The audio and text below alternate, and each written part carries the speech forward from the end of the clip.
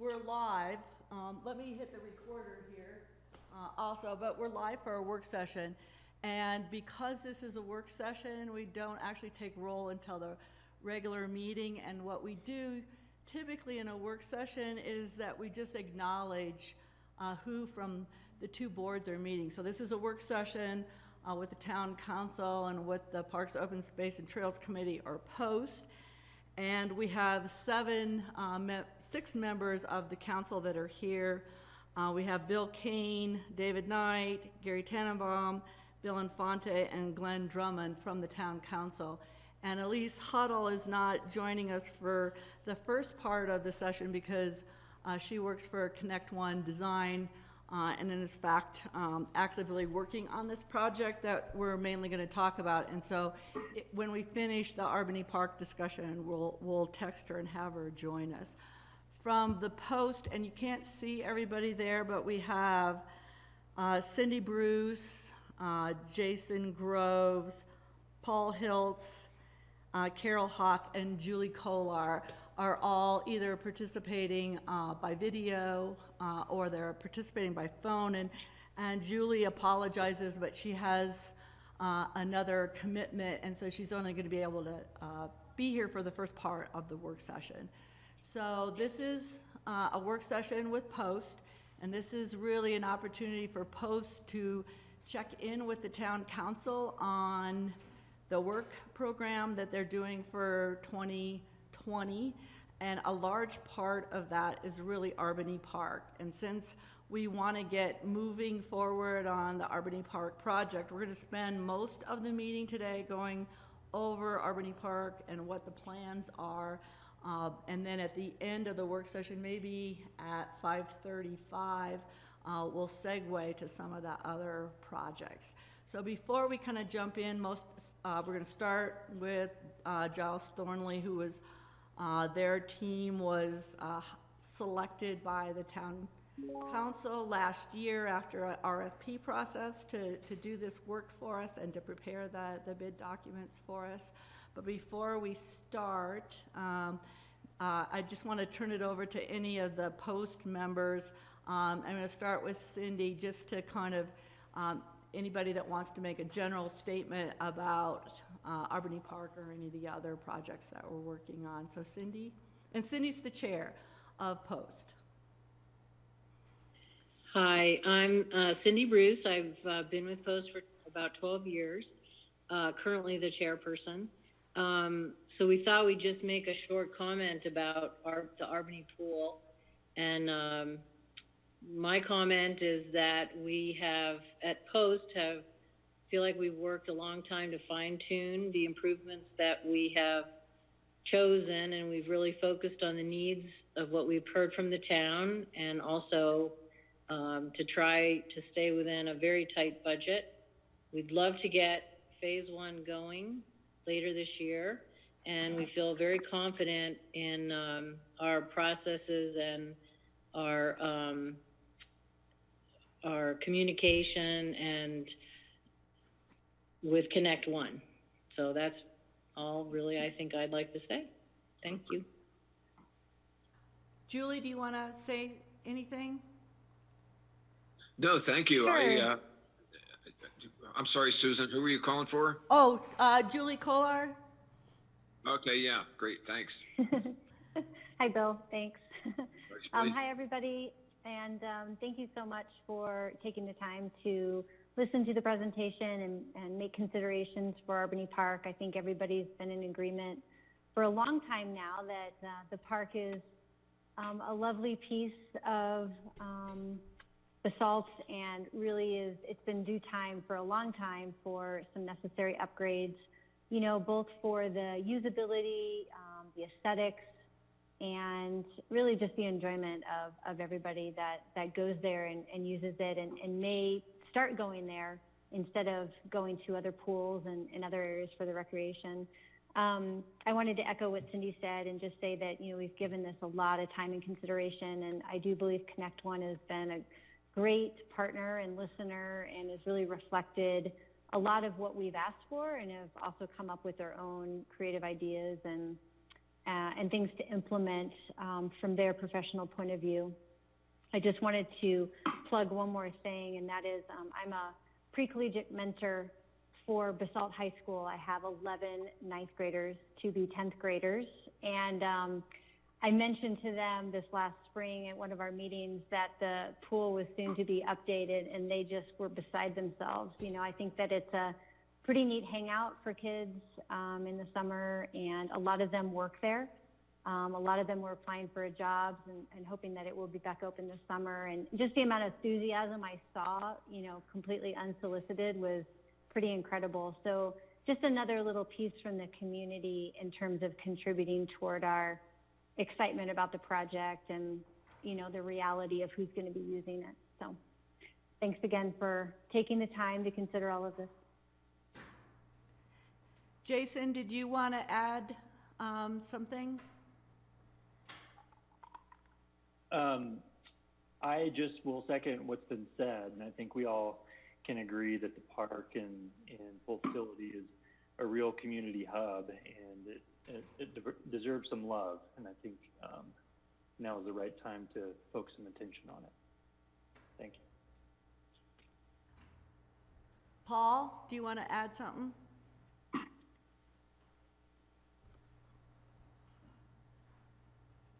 Paul, you're on mute. Oh, yeah, there we go. Thanks. No, I think everybody's covered it. Giles and his team have done a great job, and hopefully the council will enjoy his presentation. Carol, you're last. Do you want to add something, or did we lose Carol? She was on here earlier. So I might have lost Carol. And it just kind of a recognition also that Glenn Drummond was on our post committee, so he has participated in a lot of the discussions and work that went on in the past year on Albany Park. So with that, I'll turn it over to Giles, and then after Giles's presentation, I'll kind of circle back on a couple of questions that we have for the council. So Giles, do you want to take it from here? Yeah, absolutely. Thanks a lot for all the compliments, guys. It's been terrific working with the post committee and with the former council. As a quick reminder, we started this process back last fall and tried to solicit some feedback, and we got quite a few school kids and a few of the public to chime in on some of the earlier designs that we came up with. We've since fine-tuned everything, and since the world was turned on its head, we've done some even more finer tuning as a part of the process. So post has been wonderful in terms of listening to the changes that we've been suggesting. And in this strange COVID world, you know, if things were ideal, we would have gone from this meeting with your permission and had the typical outreach sessions that we did for, say, the Basalt Master Plan, and would have met face-to-face with people in a venue and tried to solicit feedback. But unfortunately, we are living in a different world, and so we decided that the best way to get the new design and the new message over to the Basalt community was through a video. So I sincerely apologize for my cracked voice that will be heard throughout the 6 minutes duration. You're more than welcome to put it on mute. But at the end of this video, we'd really like your feedback as to whether this video is in good shape to put up on the Bang the Table website tomorrow, as soon as tomorrow. And we're happy to make any edits, but we definitely want to do as much as we can at this point to outreach the community with the designs that we've done. So there's quite a lot of design, a lot of extremely fun stuff that's going on at the Albany Pool. What a treasured facility that you have there, and we believe that the design we're about to show you will knock your socks off. And so without further ado, I'm not sure how this is going to work, but if you could give me, I'll share my screen, and I will put up the movie. So bear with me 1 minute while I do that. And I hope the audio works. So here goes nothing.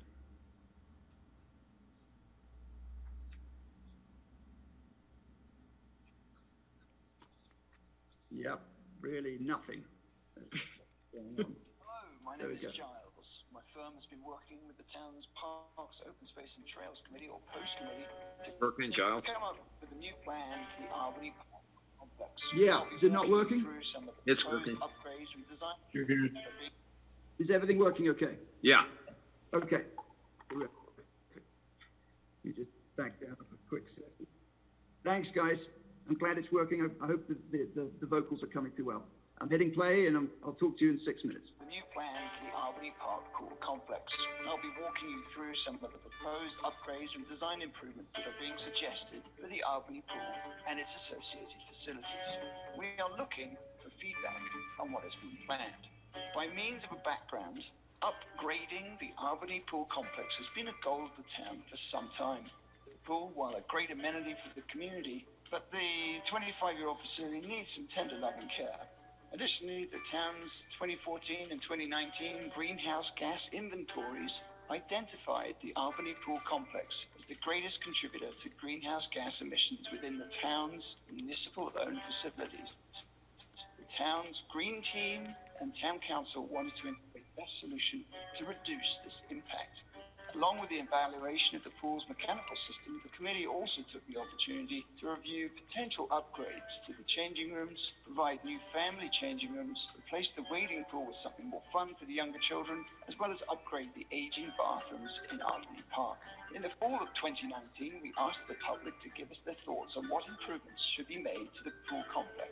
And last December, the consultant team presented a new design to the town council that took into consideration the feedback that was received.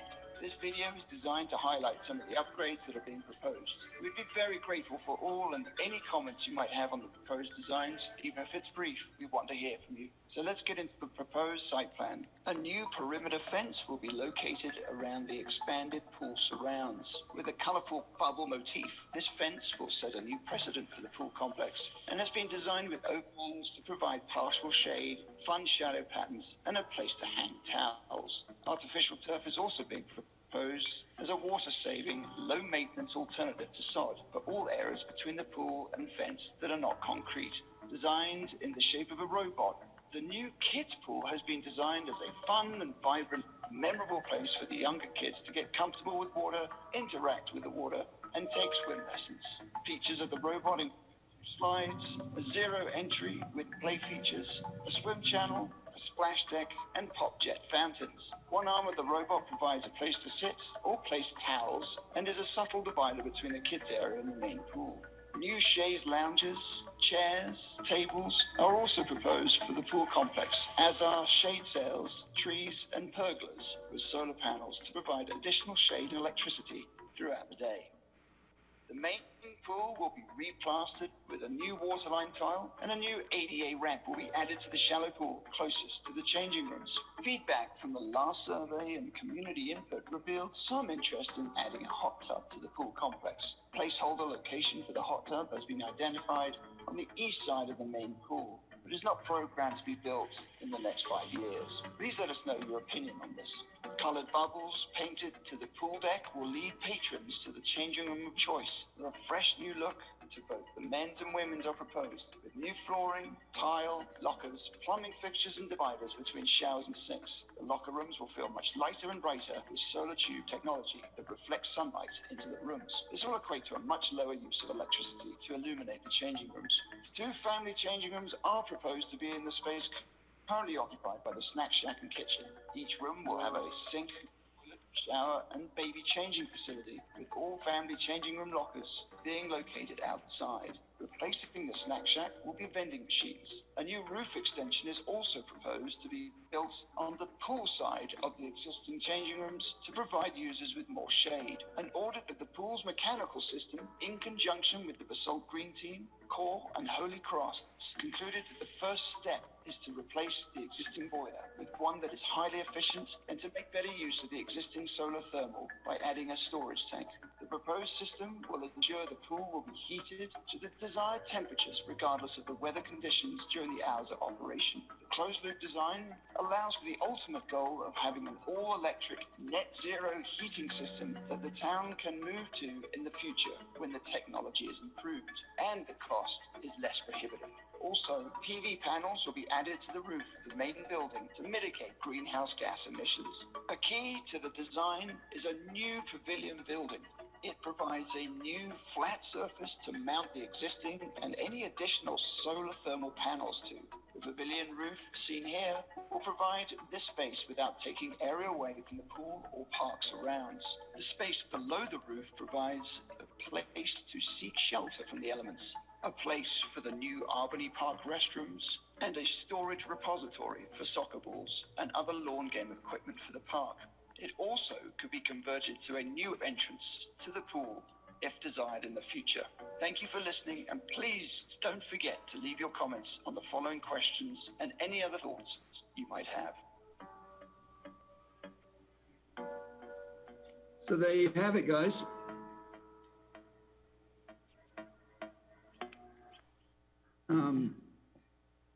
So Giles, could you circle back? Giles, could you circle back and show this, just pull up the slide that had kind of the phasing schedule in it?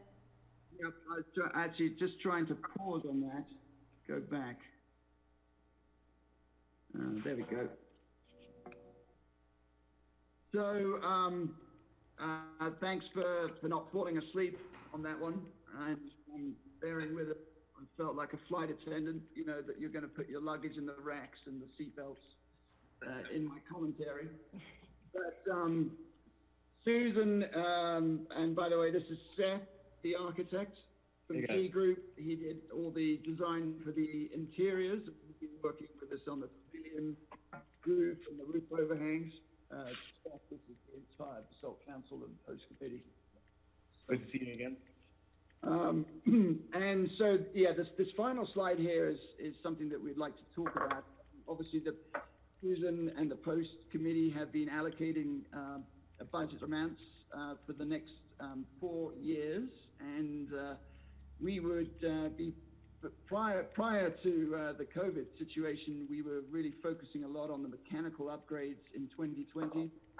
But we feel as though the changing room facilities, as you can see from the existing photographs and if you've witnessed the changing rooms, are probably the most tangible aspect of any changes that we could make right up front.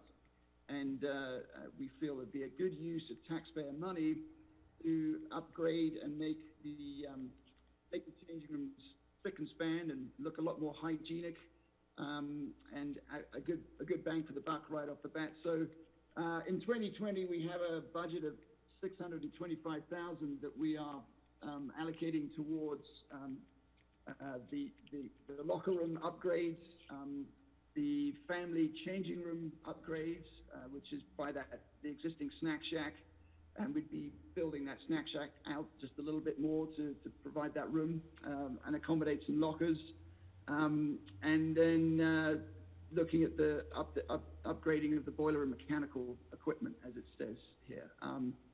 And also as a part of the rent fee offset, it seemed to make sense at this time to take advantage of Holy Cross's grant application and put the new photovoltaic panels on the roof of the existing locker rooms. So those are the things that we would like to get scheduled for 2020. And you know, that's all predicated on the public giving us the thumbs up, and of course you guys giving us the thumbs up to begin with. The new water line item that you see there would also be a very big part of it right now. Right now the pool needs to be filled up with basically nothing more than a hose pipe. So that's a pretty big one that's been slated for some time, and it comes out of a different capital budget improvement. And then the next year, 2021, would be some long overdue replasterings of the main pool. Has been allocated some funds for that, and the order of magnitude of $250,000, and that it would also include the new ADA ramp into that shallow pool, and the new roof extension that you saw that goes around the front of the locker rooms to provide more shade, because that area is absolutely baking at this point. And then we'd like to see if we can do that robot pool, if you still feel that's the direction we'd like to do. Seems to be gaining some good momentum and ground with that feature, and then add some sail shades.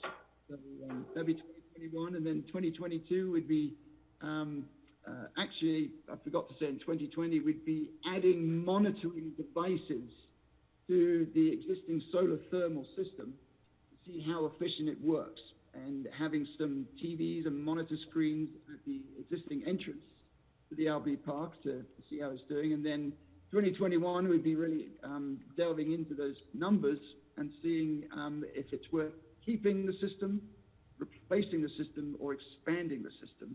And that would go onto the new pavilion roof that we spoke about in the movie.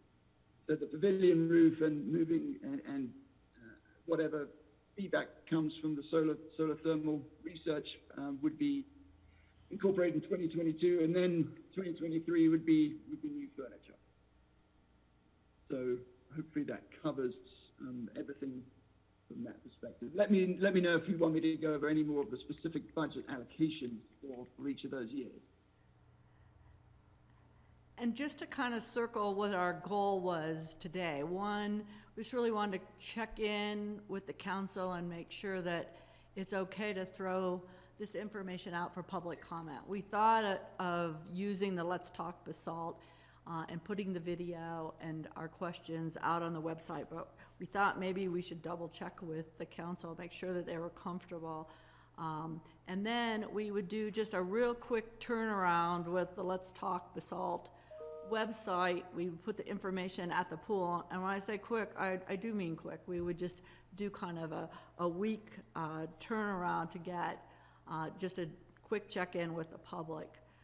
And then we would come back to the council on the next meeting to get approval to go to bid documents on the first phase, which would be the first phase of the work. So that's kind of the schedule in order to allow us to start construction reasonably after the pool closes in the fall. Some of this work we think actually could be done in the winter, but it sure is always a lot easier to do it before it gets really cold and it snows. So that's our game plan. The other thing before I really kind of open it up for questions and to see if the council wants to flip back to maybe some of the other slides, and is really talk about the public input process. On this project, we were really relying on the input from our committees instead of a really, really robust public input process. So instead, we were relying on drilling down with the post committee, drilling down with our green team, and kind of using our citizen committees. We did do this Let's Talk Basalt task in October of last year, asking folks their input on the pool. I think the general input that we've been getting from people is people are really excited to see improvements at the pool. Maybe one of the more controversial or discussion items that's out there is there has been some desire for a hot tub, a family hot tub in the pool, and we have not programmed that in the next 5 years, but we've shown a location on the site plan, and I can get into that in more detail if you would like. Anything that you guys want to segue from post committee that you guys would, before we open it up to questions, anybody want to emphasize anything in the plan? So I guess really, Bill, this is the part where you can go back and chair the meeting, because really we're looking for the council to ask questions and provide feedback for us on the Albany pool. Great. Thanks, Susan. So any questions from council to Giles or Susan or any of the staff folks that are on hand? What is a robot pool? I've been trying to figure that out. It's just robots. It's just. It's a pool that Sounds pretty awesome. So you're not allowed in unless you're a robot. That's what, No, I mean, to be honest, I was looking for some metaphor for basalt. I looked at a fish shape. I looked at some, flora and fauna, and it struck me when I was on vacation in the middle of the night that a robot shape, for whatever reason, I was looking at an image of a robot, and it struck me that the head and the body could be two different bodies. Water, one's shallow, the head's shallow with top jet fountains for its eyes. The main body is where you actually get immersed in water, and you can go from one edge to the other and have benches around it. And then the legs, one leg is obviously a zero entry, but the other leg could be bent and could be, converted into a slide. And then the arms, just became this natural, swim channel that everyone loves, a swim channel. We did have two swim channels at one point, and then I just thought two's a little much, so why don't we just create a little divider between the two, and it's evolved into this sort of robot shape that has taken form. Do you have an overhead view, Giles, that you could share? Because you did have a slide that showed it. Yes. Giles, I have this. It's a pretty good view of this. You've got control, yeah, Susan. Okay. Giles, I'm thinking that maybe the chlorine must have been pretty strong that day. You came up with that concept over there. It was, and I was using a lot of glue in my hobby. Pretty clever. 5 in. Yeah, that's pretty cool. Kids will think that's cool. A gender neutral object, and there are certainly some things that are more biased to boys and more biased to girls, but robots seem to hit the nail on the head in terms of a gender neutral experience that we could exploit. So. I would like to noises. Someone's flipping through an encyclopedia. Lots of. Maybe not. Sorry. In formulating the priorities that you have for the pool, what drove that for the most part? Was there some initial public outreach? Is this pretty much driven by the mechanical, fixing the boiler and the replastering got to be kind of recurring maintenance items, obviously. Was there some initial public outreach from families that are, pretty much frequent users of the pool? Yes. So the initial outreach that went around in October, we did the Bang the Table site, which was, site the Let's Talk Basalt site that's been put up for public feedback that was associated with the master planning effort. So that was, and the newspaper ad was put in for people to direct themselves to that. And then we put a bunch of posters around at the swimming pool to elicit some feedback. Of course, people, don't always say things if they like it, and you usually hear some things from people who aren't so keen on things. But the word on the street was a very positive response to the improvements. So we felt like the post committee, as representatives of the public and the voice of the public, were doing an excellent job of steering us in the right direction. I think they would have put the kibosh on, say, the robot pool had they thought it was a good idea. In terms of the priorities, there are definitely some things that were on the short list from a health and safety standpoint that in the last 23 years needs to be brought up to speed. So we have a swimming pool consultant that identified some no-nos, such as the chemical room doesn't pass the new codes and some of the ADA codes, and there are some valves and pouring things like that we can get into that really would use a good upgrade, and a sand filter and things like this. And so those were no-brainer items that need to happen right away from an operations standpoint. And as I said previously, the priority was really to get into the mechanical system and wrangle with that and try and get these greenhouse gases lower. And it's been a long process, but a very healthy conversation between CORE and the Basalt Green team and Holy Cross, as I mentioned in that video, that we've all come together and actually concluded that the technology for an all-electric pool just isn't there today. It's just not there. It will be there, and there's no doubt it is, and we're doing everything right by purchasing green energy. But this existing solar thermal system seems to be doing an excellent job. We just need to see what we can do in the downtime at the nights and in the mornings when it's colder, and try and maintain that 82 degrees or whatever we're trying to get to during the day.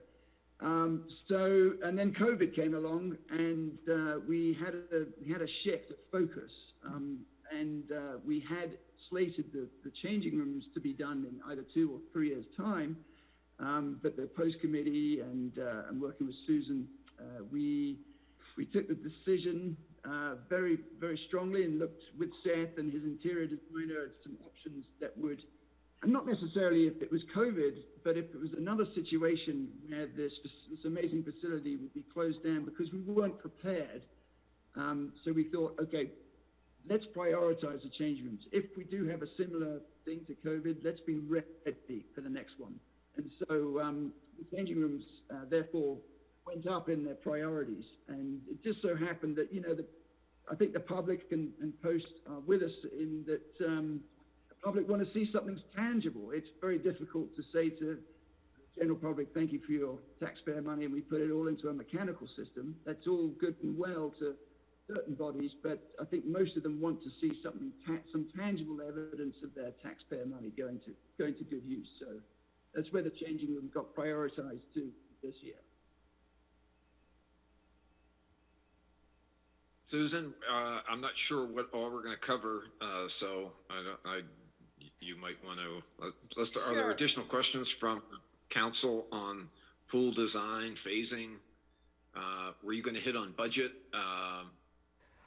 Well, Giles, why don't you just touch on the budget, and then I'll add to it. Yeah, sure. So, as I mentioned, we had $625,000 allocated for this year. And the men's and women's locker rooms were going to be $375. And the new family changing rooms would be $120. And the new MEP and boiler system, the new boiler is pretty essential to moving forward. It's something that we want to do this year. It's a very high efficiency condensing boiler, would be about 75 grand installed. So we're looking at 625, give or take, in 2020, 300,000 in 2021, which the majority of which goes towards the robot pool and installing the robot pool. And then there's a separate line item of 250,000 that's been allocated for the replastering of the pool, new lights, new tile, getting up to some code standards. And then 2022 is 400,000 that's been allocated to the new pavilion roof, and the Albany restrooms would then come in at that point. They'll be down and go underneath the new pavilion roof. And then 2023 is 40,000 towards furnace. And one of the things that we were going to do in our quick turnaround with the citizens is ask them also to kind of weigh in on the priorities. And as I kind of mentioned in our staff report, one of the things that we were looking at is what happens if we are not as robust with our sales tax. So what was included in your packet for all of the Post projects was really dialing down this year, like what happens if we only got 50% of our sales tax, and in future years, what happens with if we only get 80. So the good 80%. So, and we were allocating funds to Albany Park as being one of the significant projects that we wanted to spend money on. So we never know the actual amount till we get our bids, and we'll dial, we're pretty comfortable with the first phase. So I guess what I'm really looking for the council is just kind of a thumbs up, like, okay, good to go out and get public comment. Or if you have other questions before you're ready to do that. I would like to ask one more. Was the schedule driven by cash flow or by just the reality of timing and ability to get things done on a construction sequencing? Was thought given to compressing the schedule? It just seems like it's protracted over a pretty significant period of time. Was there an option to maybe try to do this whole deal in 2 or 3 years? And what sort of drove that decision? I mean, I'm all ready to give the thumbs up, but I am curious as to that this feels like we have scheduled this out over a long period of time.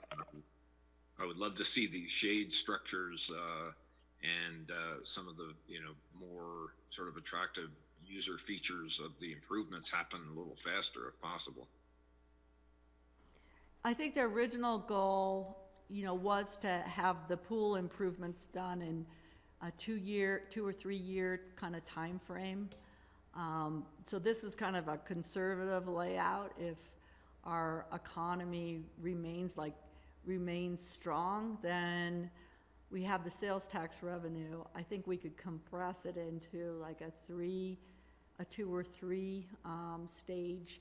The one thing that complicates this is that before we put the pavilion roof on, that involves the restrooms for Albany Park. So that pavilion building included the restrooms for Albany Park. So for that phase, we have to have enough cash on hand to be able to make that improvement. But that's a good point to see if we can compress. I think this year, we can look to see if compress. Part of it is going to be dependent, I think, on what we're kind of seeing in the next 2 or 3 months in terms of our sales tax input and how comfortable that we feel allocating those dollars. Yeah, that's totally sensible.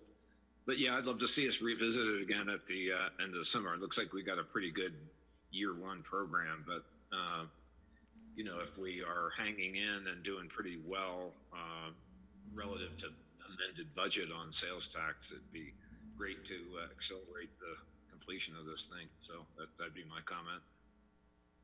So you got thumbs up from me. I don't know, we can go around the table here, see if other counselors want to weigh in. It looks like Glenn wanted to weigh in. The only comment I've got is on that hot tub deal. Make sure we keep that very tempered down. It's not going to fit into the green deal in the long term of things, and it's probably not going to fit into the cost of things. And we don't want the public to all of a sudden be like, oh, great, we get a hot tub, when that's probably not a feasible reality ever. That was discussed extensively. I personally don't get the allure of sitting in 85-degree temperatures outside and sitting in a hot tub that's 103 degrees. But I'm not a lap swimmer. Certainly something our team isn't in favor of. But we do need to listen to the public, and there are a few. There's definitely a few that maybe serious lap swimmers that it relaxes their muscles or whatever. But yeah. I know there's a few in the Giles? public that they want it, but we got to be careful Yeah, how Giles, sorry, this is Julie. I was just going to chime in for a second. There could be a dedicated solar thermal tube dump just for the hot tubs, and that is totally feasible because the amount of volume that is in let's say an 8x8 hot tub and a solar tube collector is totally feasible. It's like a dedicated separate system that could be proposed kind of as a unit, if you will, and it wouldn't steal away from the other. Yeah. It's just a very high temperature, 103 degrees to maintain.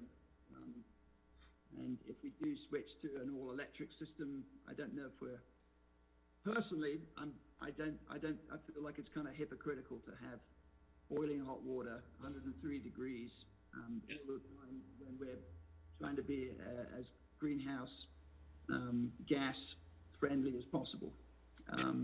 So that's just my opinion. Yeah.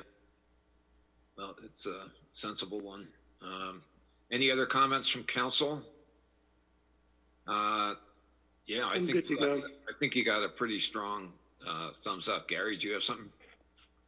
No, I just wanted to voice my support to potentially move the schedule up, because I think once you see some of the construction going, having it over 3 years, I think we could do it in 2. And obviously we can revisit that later this year when we see the tax stuff coming in. Absolutely. Thumbs up here. I echo Bill and Gary on that. Thank you, David. Thank you very much. Thumbs up. Giles, don't let it go to your head. You're not like, Oh, it's not. That's not very easy to do. Thanks very much, Jeff. We worked hard on this. I'm so glad you like it. And we will get it uploaded and out to the community tomorrow. Excellent, thanks. great, thank you. Okay, we're hanging up unless you need us for anything else. Thanks, good seeing you guys. Okay. Thank you. Cheers. Take care. Bye-bye. I think the other thing that we just wanted to highlight from Post, some of the other major efforts obviously are buying the Basalt River Park, the 1 acre, which we have in the budget for $1.3 million. We have some planning money in the planning budget for finishing off the design on that project. And the other thing that we are looking for, the Post Committee's looking for, is to spend more time on the T of their name, which is Parks, Open Space, and Trails, and they would like to spend more effort on that. There's also some signage that we need, that we're... Hey, Susan? Yep, mm-hmm. Did you say the T part of Parks, Open Space, and Trails, or the T part, yeah. T? The T, sorry, the T. the T part and Post, because we have... No, I know, it sounded like a P or a T. I didn't know which way you were going, yeah. So we've got some smaller projects kind of programmed for that. And we're going to be bringing back to you at the next meeting, we have the park, some park rules that we want to take back to the town council, along with our donation policy. And we also have some signage that we want to do on our parks, consistent with our adopted sign plan that Post prepared and the town council approved. So anything else on projects, Cindy, you think that we should emphasize? No, I think you covered the ones that we were going to hope to focus on. Bill, Gary's raised his hand. Can I ask one question? It's Carol Hawk. Yep. I know we have some things scheduled for the pool in 2020. I'm assuming that's fall work. And then for the robot pool in 2021, does that have it open for the summer of 2021, or is that in the fall of 2021, opening in 2022? I think that's yet to be determined. I mean, we would hope to be able to do it at the beginning of the, before the pool opens, but it's also very possible that it would be done after the pool closes. We're doing the big plaster project next year that was originally scheduled for this year, and it was significant. It came in, the bids came in significantly higher than we had budgeted, so we'll be doing that. So it would be nice to do it all together. I just don't know if we'll be able to pull that off.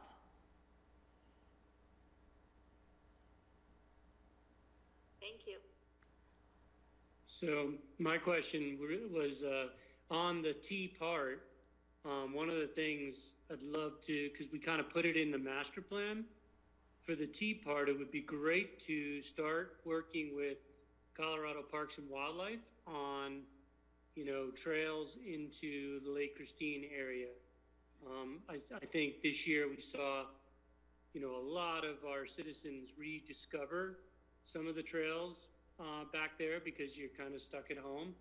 And I think, when we had conversations with Matt and JT, you know, we did talk to them about it, and I'm not looking for a massive trail system, but I am looking to, you know, work with them on, you know, really opening up a little bit of the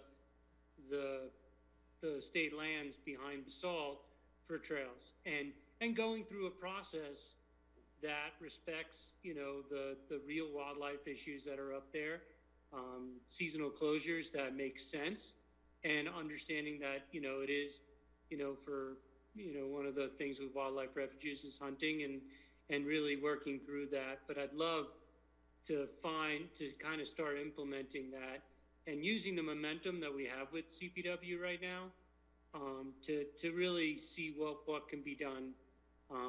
And so I'm not necessarily looking for massive amounts of bike trails and hiking trails, but just seeing where we could go with it. And I think Post would be, you know, positioned to be able to work with them on it through a public process that really engages everybody, but also does planning to really learn about where the wildlife use is and everything else. So anyway, that's my 2 cents on the T part.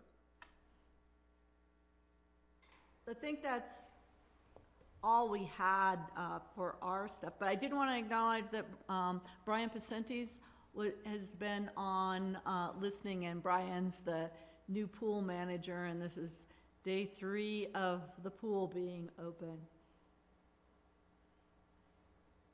Great. Well, thank you guys. This is great work. You guys put a lot of time in, and you know, I know the community really appreciates the Post Committee and the great stuff that you delivered for the town, and we got a lot of exciting stuff ahead. Hearing from my constituents, I think there is some real desire to move forward with the park purchase, and there's a strong desire to get that black fence down out there. So I think I've been communicating with our town manager about it, and hopefully we can find some way to accelerate that process. I know we've got lots of irrigation pipe and piezometers and ungraded ground. We got some challenges, but be a nice thing to get that done sooner rather than later. So really appreciate the Post work on that as well. Bill, that was my comment a little bit. I mean, hats off to all the hard work gone into Albany, but I'd love to step back and take a broader look at Post. And given that we are now looking at roughly half of the revenue that we had anticipated at the beginning of 2020, that's got to raise some questions about how and where and when we spend. When we had gotten into the whole parks discussion, I had asked that we condition our purchase on the financial close of the developer, and I would love to see if someone on staff could reach out to the developer and see if they're still on the same schedule that they were earlier, which was to reach financial close in July or August of this year. I think there's, you know, a fairly significant reason to question whether they are going to be able to hit their timeline, and that then also begins to affect ours. And I guess the question for Ryan and Jeff are, what is our expected closing date, since town did not agree to condition our purchase? When are we expecting to close on the town's portion of the CDC parcel? So I'm happy to answer that. You know, the town has been in touch with the applicant and the owner, and you know, we did, as part of the approval, have the purchase contract in there, and we're trying to advance that purchase. And one of the things that we're looking at is trying to do that closing this year, June or July. That's not in the cards. It is June. You're talking about our closing, the town's closing, or the developer's closing? The town's purchase of our portion of the property. And so that is what we're trying to advance, so that we can get a hold of that property and then start planning the improvements on it.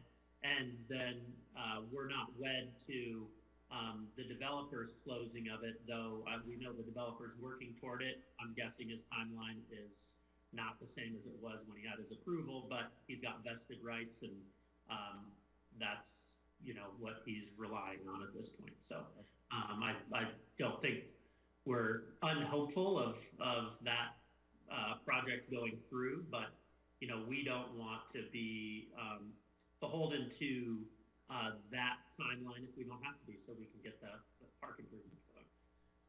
Bill, I'd suggest this might be a policy discussion for another time, because it's precisely the notion of having the town exposed in owning a parcel adjacent to a black fenced parcel that may not be sold or developed for within a time frame that would be consistent with what we want. So, for another day and time, but if we could put that on the agenda and just look at what our best hypothesis is about the developer's intentions, timeline, and what that implies for us and the expenditure of taxpayer resources. I think the reality of the situation is we're waiting for floodplain and everything to get approved by the state. Yeah, the LOMR is still out there, which is the letter of map revision for the floodplain, so that's correct. And the timeline on that is late fall, probably November, maybe even into early December, before that floodplain issue is resolved. And that was the original timing of the developer's agreement to purchase. And I think as it relates to whatever happens on the property that will be developed privately, that does not necessarily affect our ability to make improvements. And about half of the area that's within the black fence will be owned by the public and would be improved. So yeah. The developer's timeline, again, is enumerated in their vested rights. So whether it takes, a year or it takes 3 years for him to start, he's still, within those rights. And so if council would like to talk about that, please do let staff know. I would suggest we do that once we have a better understanding of the current owner's position on getting going with the subdivision so we can actually create a lot to buy. All right, thank you, guys. We are going to have to wind down our post discussion. We've got a noticed council meeting that begins at 6 o'clock, which is approximately right now. So we're going to make a 1-minute break, and then we'll reconvene and call the council to order. So let's take 2 minutes, and we'll get going. Thank you. Cool. Thanks. Thank you. Thanks, Post. Thank you, Post. Thank you.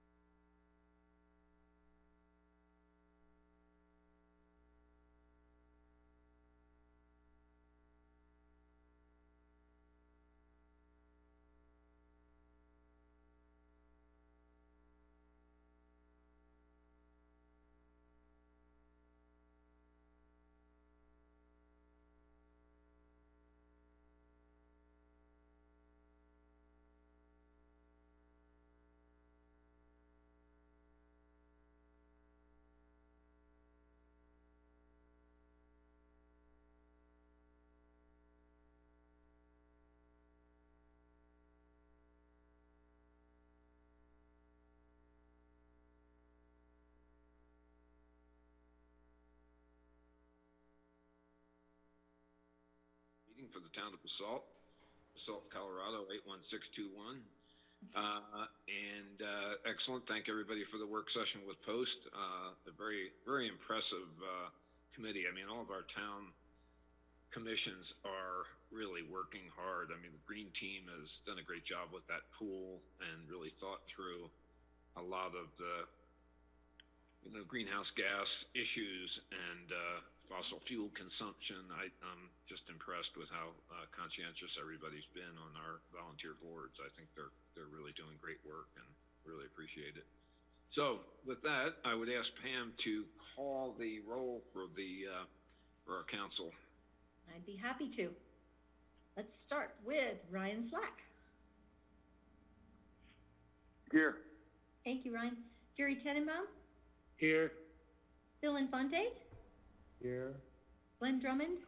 Here. David Knight. Here. And Ms. Huddle. Present. Thank you. And I'm here also, Pam. Oh, and Bill Kane, well, you called it to order, so you have to be here. Okay, so, yeah, guess that's prima facie. Okay. Thank you. So the first order of business is to get council approval for the consent agenda. I can't tell you honestly what's on the consent agenda. Maybe you could let me know what we have. It's just the minutes. Okay. Mayor, I move the town council approve the consent agenda items as presented, which are the minutes from May 26th. I second. They've been, is there anything else on there, Pam, before we take action, or is it just the minutes? It's just the minutes. Okay, thank you. Thank you. So we have a motion, we have a second. All those in favor, please indicate by saying aye. Aye. Aye. Any opposed? Motion passes unanimously. Thank you. Thank you. Our next order of business is call the public for public comment. Please limit, if there are public listening in and would like to address council, please limit your comments to 3 minutes and address your comments directly to the mayor. That's me. Identify yourself by name, address when making comments. Comments should be courteous, civil, and constructive. Town council will make no decision or take action except to direct town manager. So we have an open mic, are willing to take public comment should anyone have any. Pam?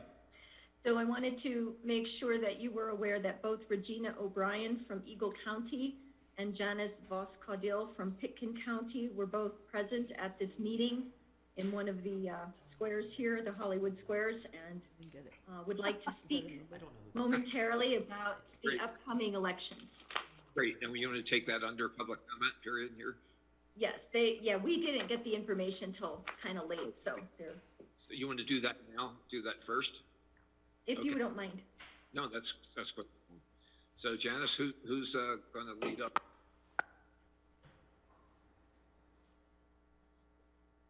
Janice, the floor is yours. Janice, your mic is muted. There we go. There we go. There we go. So what I'm gonna do is go over the logistics, the basic logistics, and I'm tag teaming with Regina. And Regina, jump in if there's anything that you have more energy on or think we need more detail. But as we always do, we like to remind everyone that the June 30th primary is around the corner, and we actually dropped mail ballots to all active registered voters in the state of Colorado. So what does that mean? Democrats will receive their Democratic ballot, Republicans their Republican, and the Libertarians their Libertarian ballot. All unaffiliated will receive a Democrat and a Republican ballot if they haven't picked a preference. And just a reminder for the unaffiliated to pick one, vote one, and return one of those ballots. So if you do not receive your ballot by the end of this week, I would recommend, Regina and I would recommend everyone to go online, anyone to go online to govotescolorado.gov and go into your voter registration record and see where you told us to mail your ballot. And if it's not the correct address, update it, and we will void the first ballot and send you to the correct address, the ballot that you should receive. The other thing is I want to stress that we're asking people to do their part. We're sending you a mail ballot, but in light of COVID, we're urging everyone to return their mail ballot versus going to the voting centers. If they can, return their mail ballot and utilize the drop boxes that are in place. Real quick, and I'll let Regina mention where they are in Eagle County, but in Picken, they're at the administrator's office in Picken County on Main Street, Snowmass Village, and of course Town Hall in Basalt would be the main box for Basalt residents. Regina, I don't know if you want to add any more. Yeah, thank you, Janice. So we have the shared drop box that you are so gracious to allow us to have right there by Town Hall. Excuse me. And then at the Eagle County Center, there by our clerk and recorder's office, right by Crown Mountain, is another 24-hour drop box. If anybody from your area is passing through Up Valley, we have additional drop boxes in Edwards, Eagle, and Avon. So to reiterate, we ask if you have not received your ballot, as Janice said, by the end of this week, give us a call or check your voter registration. We can mail ballots up until June 22nd. After that, voters will have to come into a vote center. And again, we're trying to limit the capacity of voters who actually have to come in to a vote center. So if we can get you that mail ballot and we can mail it out by June 22nd, and then you can drop it off in one of those convenient locations, we can enfranchise all our voters and help reduce the spread of COVID. The other thing I would mention, tag teaming with Regina, is if you choose to mail your ballot back, again, we would recommend, as Regina said, the 22nd of June is the last day we can mail a ballot. We would recommend to individuals that should be the last day that you mail one back to us, and please use the drop boxes. Okay, Regina, I'm gonna dive into polling places. If it's essential for anyone to go to a polling place, early voting starts the 22nd of June, Monday through Friday, and on Saturday, and then Election Day 7 to 7. And then I think the last thing, unless you have any other detail, Regina, the last thing is to remind people that election night reporting on the Eagle website, as well as Picken County's website, election website, we upload to the Colorado Secretary of State's election night reporting system. And when you enter that system, you can see what's going on throughout the entire state. And I would just add, if you have any questions or your voters have any questions, please don't hesitate to reach out to my office. elections@eaglecounty.us is our election team's website. We're or email address, and we're more than happy to answer any voter questions and to make sure voters have their ballots. And Janice, I'm sure your contact information, your team would be the same. We're the same. You can call us or go online. And both Regina and I would encourage people to please this week look for your ballot. Call us as soon as possible if you have any concerns, questions. We're happy to help. And return your ballot so we can process them and provide returns on election night. And we are anticipating processing ballots the next day, counting the next day, because we are working with COVID, six foot distance, et cetera, implementing all our processes as well. That's all I got. Yeah. Any questions for council, for Janice or Regina? Thank you very much. That's really helpful to know.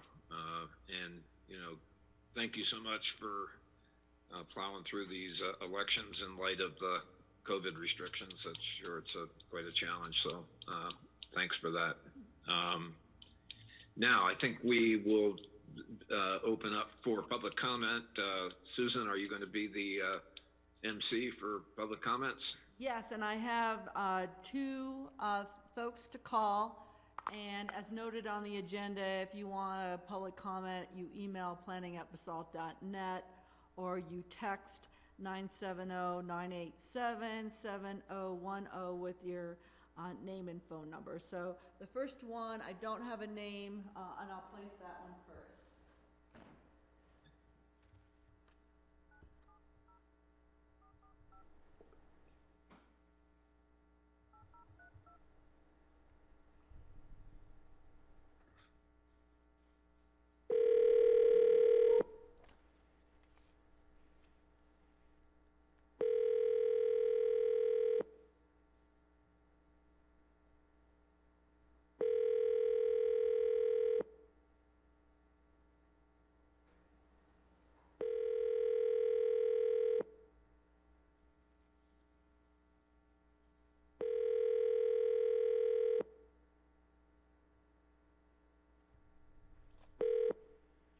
Hi, this is Stacy Kraft at Ingle and Volkers. Please leave me a message and I'll return your call as soon as possible. Thanks. At the tone, please record your message. When you've finished recording, you may hang up or press 1 for more options. To send a fax, press 4 now. To leave a callback number, press 5. Hey Stacy, this is Susan Phelps over at Basalt Town Hall, and we were calling you for your public comment. We will go ahead and call the second person that asked to speak, and then maybe try you one other time before we move on to other agenda items. Thank you. So the next call is from Tony Kronberg, and I'll call her number now. Okay.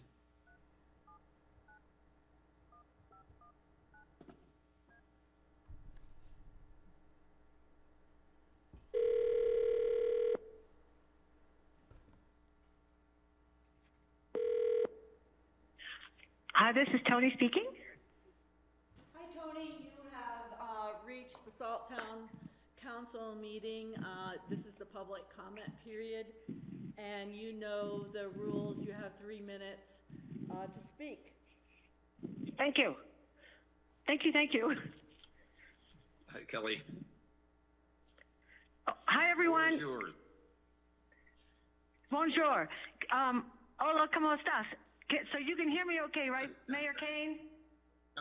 Yes, just fine. Thanks, Kelly. Okay.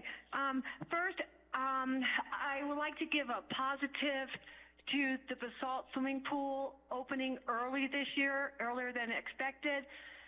Special kudos go to your Parks and Recreation Director, Brian Pacenti.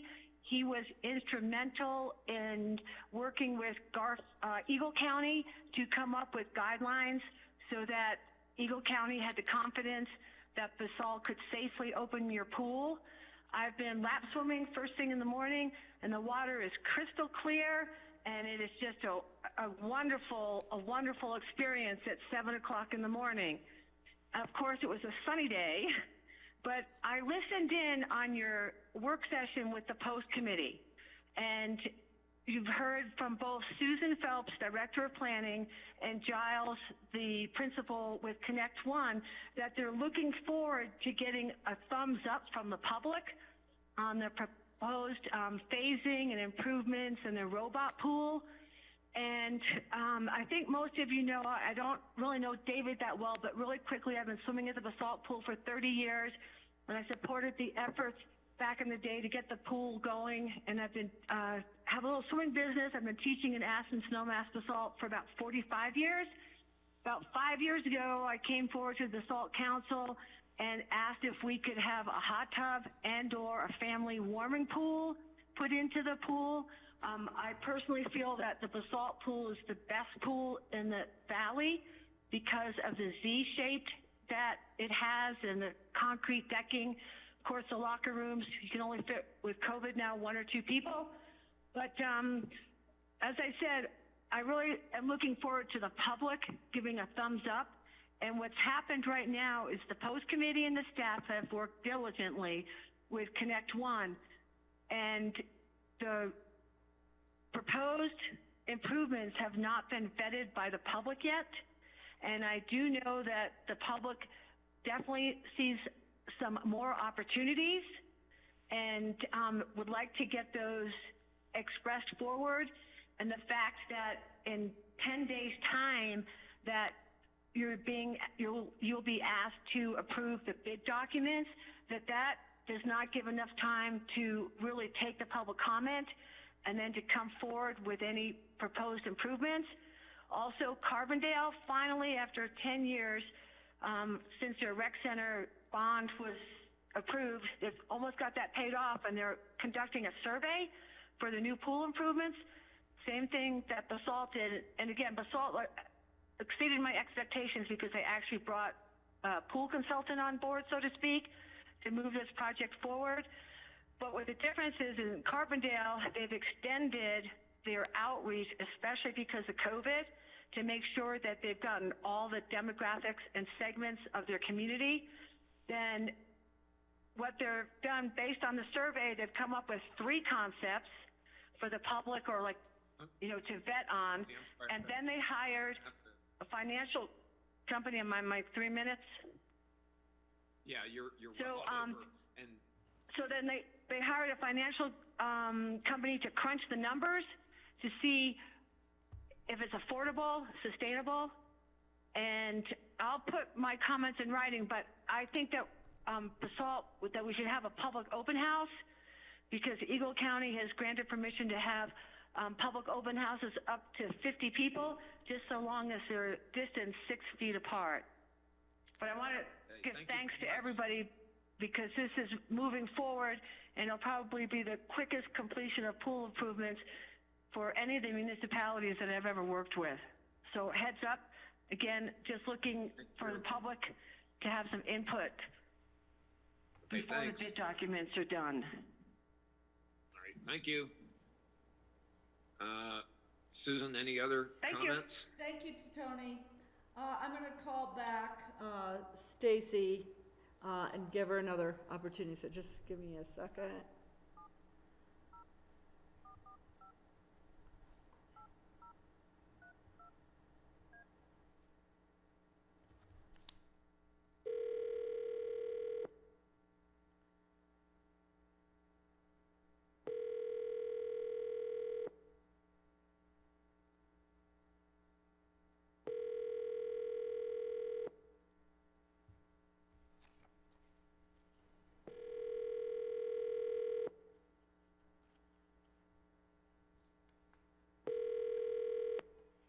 Hi, this is Stacy Kraft at Ingle and Volkers. Please leave me a message and I'll return your call as soon as possible. Thanks.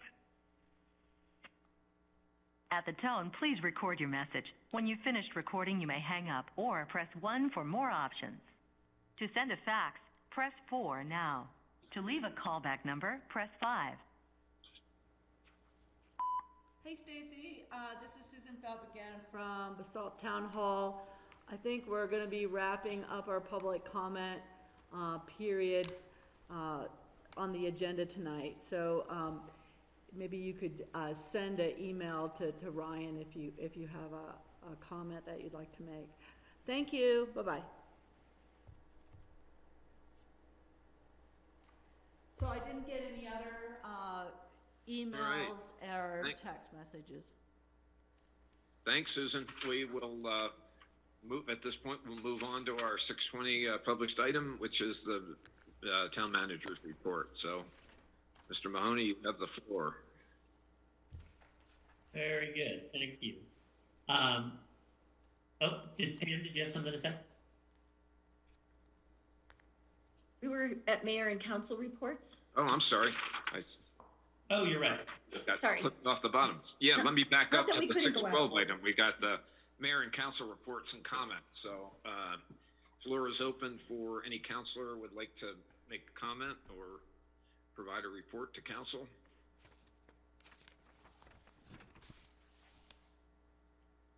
I'd be happy to make a few comments if no one else wants to. I got one, Bill. Okay, go ahead, Ryan. I'd just like to let everyone know that Route I opened, I guess now 8 days ago. They've already found 7 mussel boats. Oh, no. So that's boats infected with mussels. That's good, though. I mean, that means the money that we're spending to support the Route I Water Power Authority, which then goes on to support the inspection process up at Route I Reservoir, is doing its job. They're intercepting these boats. They're getting them cleaned out before they get in the reservoir, protecting our water source for the Frying Pan Valley as well as the Roaring Fork Valley. So it's money well spent. The team up there is doing awesome work, and I just can't say enough for everything they're doing. So I think last year they caught, I want to say 8 boats, so we're already up to 7. I think it might have had to do with Route I not opening early enough, or not opening at the normal date, so people were traveling to outside waters and now coming back that it's open. But we're doing our job up there and protecting our water, so it's great. Nice. Well, thanks for your work on that. That's great, Ryan. Appreciate hearing about it. And yeah, it's good and bad. I mean, you hate to see all these boats showing up with quagga mussels in them, but good thing we're intercepting them and getting them cleaned out. So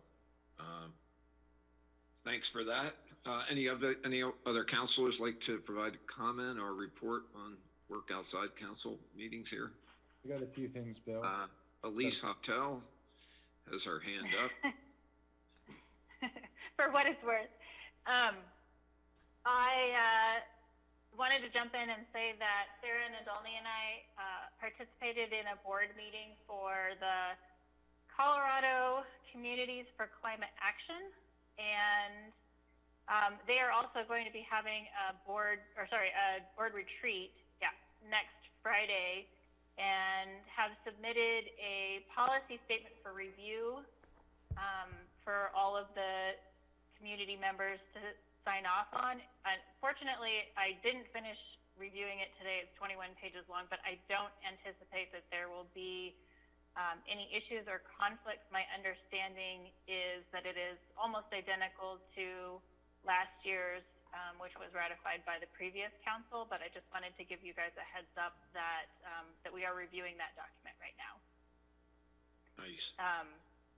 And also just I'm still learning this all myself, obviously, since I'm new board member, but the organization, which goes by the acronym CC4CA, does a lot of legislative work and policy work towards climate action. So that includes air quality, greenhouse gas emissions inventories, and that sort of thing. And all of our, well, I shouldn't say all of our nearby municipalities, but a good portion of them, Aspen and Carbondale, and Picken County and Eagle County are all members as well. So it's a great group of folks. Great. Thanks. Good to know that that's going on. Anyone else? Bill, I got a few things. This is Bill Infante. Go ahead, Bill. And I guess I wanted to start. I just wanted to say I had spoken with one of our constituents today who also heaped thanks and praise on Brian Pacenti for opening the pool and doing a great job. So thanks to him and all the staff, and that is very much appreciated. On basically restaurant recovery and kind of some updates there. I mean, everybody's kind of lurching forward, hoping that their revenues, that sales will remain strong or pick up through the summer. There have been kind of a lot of variability during the weeks. We've driven by some nights and things are full, others not so much.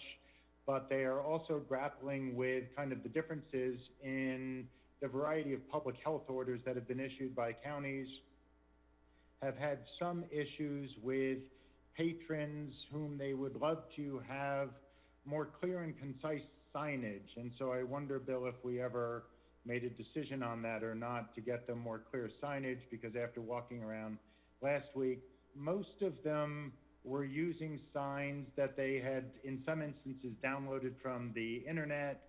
I didn't see too much consistency. It was quite a bit all over the place. So again, there is a suggestion that maybe consistent and concise signage would be good. I'd also like to see if we could do something with those big blocks that have placed in the center of town.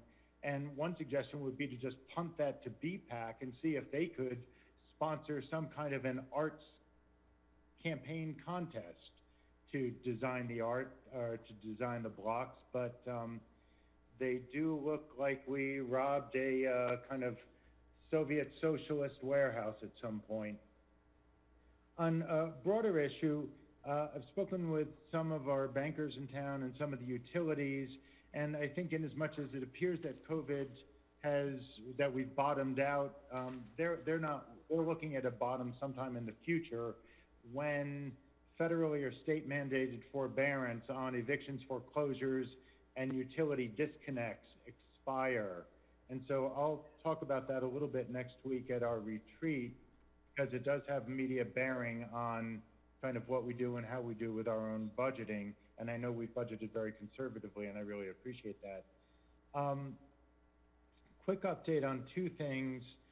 The Mountain Pact, which is a Durango-based NGO advocating and lobbying on policy issues relevant to the Roaring Fork was in touch early this year. They were soliciting people to sign on to the Great American Outdoors Act and the subsidiary Land and Water Conservation Fund. They've been following up with quite a bit of lobbying and advocacy. I've been participating with them. I had signed on to their letter. I brought this up at one of the early council meetings, Bill, before you were sworn in. But this is gaining a little bit of momentum. I invited Elise to join me, and so we've had calls with Gardner's office, Bennett's office, Tipton's office, and tomorrow comes Nagoose. And it would be great if the council could sign on as a whole in support of this Greater American Outdoors Act, which provides resources to local communities and counties for the purpose of investing in environmental goods. And we can talk about that more, but the legislation should be introduced for Senate vote next week, which could be a good thing. Of course, Senators Bennett and Gardner are actually quite active in this. Bennett is a co-sponsor, or Gardner is a co-sponsor, Bennett is a signatory. On other issues of land use, the U.S. Forest Service and Senator Bennett's office are both soliciting input onto the U.S. Forest Service Leasing Authority, which is relevant to the 70-acre parcel that sits down behind Crown Mountain. USFS has its comment period open until July 6th, so if anybody would like to comment, that could be valuable. The big issues that we're looking at are the duration of the leasehold. Right now it's kind of limited to 30 years. We're looking at 99 years.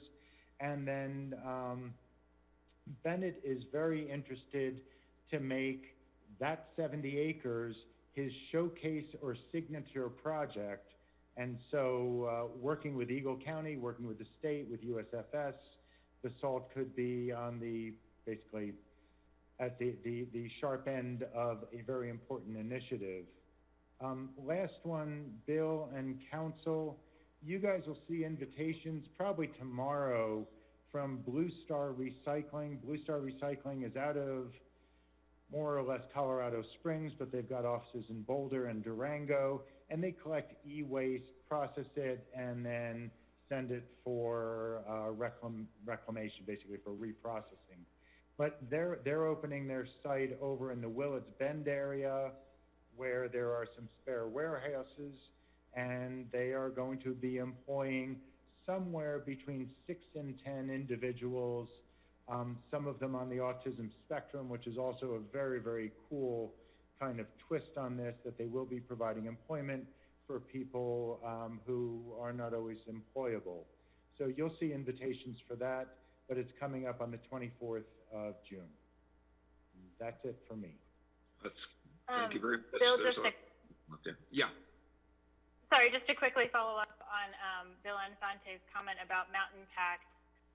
As he said, I joined him on those calls, and I was sort of just a fly on the wall. I didn't know much about this organization, but I also had a conversation with Chris Minguez, who is in the Climate Action Department at the City of Aspen, and they are also a member, and he had really good things to say, and I really very much trust his opinion. And I think that this is a really good organization. It's targeted to specifically small mountain towns and some of the issues of small mountain towns. So I would love for us to discuss becoming a part of that organization on a long-term basis. Great. Sounds really worthwhile. I guess, we before council, we'd have to get some materials in the packets for the council to review the Forest Service legislation and whatever info we could get about the charter and what the nature of the partnership would be with the Mountain Town Pact. That sounds pretty good. Sure. Other comments from council? Mine's just a very brief one. One is I thank the town and the community for a heartfelt memorial for George Floyd that we held at Lions Park on Sunday afternoon, and I just thought it was a wonderful reflection of the compassion and caring and consciousness of our community.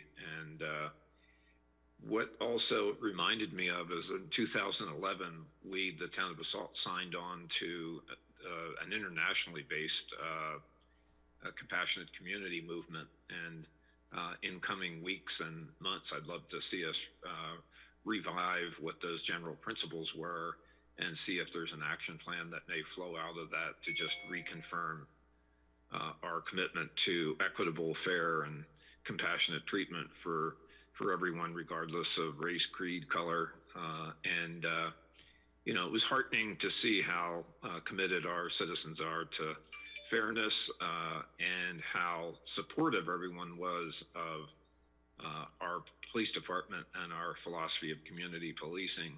And I just think we all came away with the feeling that we're really on the right track and we got the right people in place from a policing standpoint. This will be an ongoing conversation, obviously, but you know, there's no city in our country that was not touched by the events of the last 2 weeks, including us. Even we're only 4,000 people. We're as much involved as anyone. So I am grateful for that. So. Hey, Bill, I got one. Yes, sir. On to that, you know, one of the things in our strategic plan is really to engage with, you know, some diverse populations and trying to especially engage the Latino population. And I would love to, I don't want to get into it now, but I do believe that as a community, we need to do better on that. I know we have it in our strategic plan and, you know, we want to do it. I think we just, and we can discuss a little bit about this at the retreat, but I really believe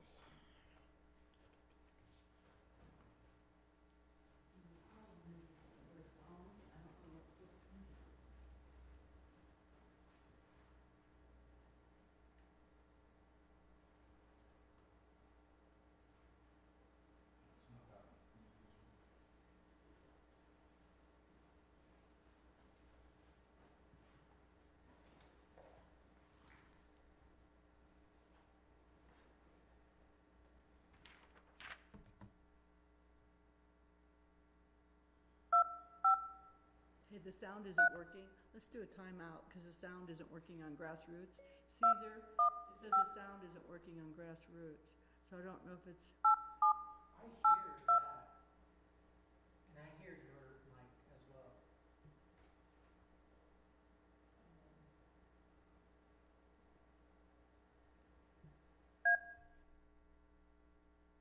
Welcome to Zoom. Enter your meeting ID followed by pound.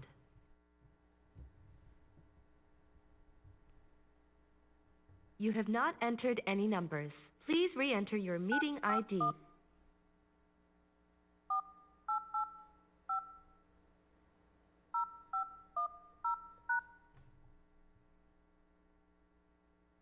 Enter your participant ID followed by pound.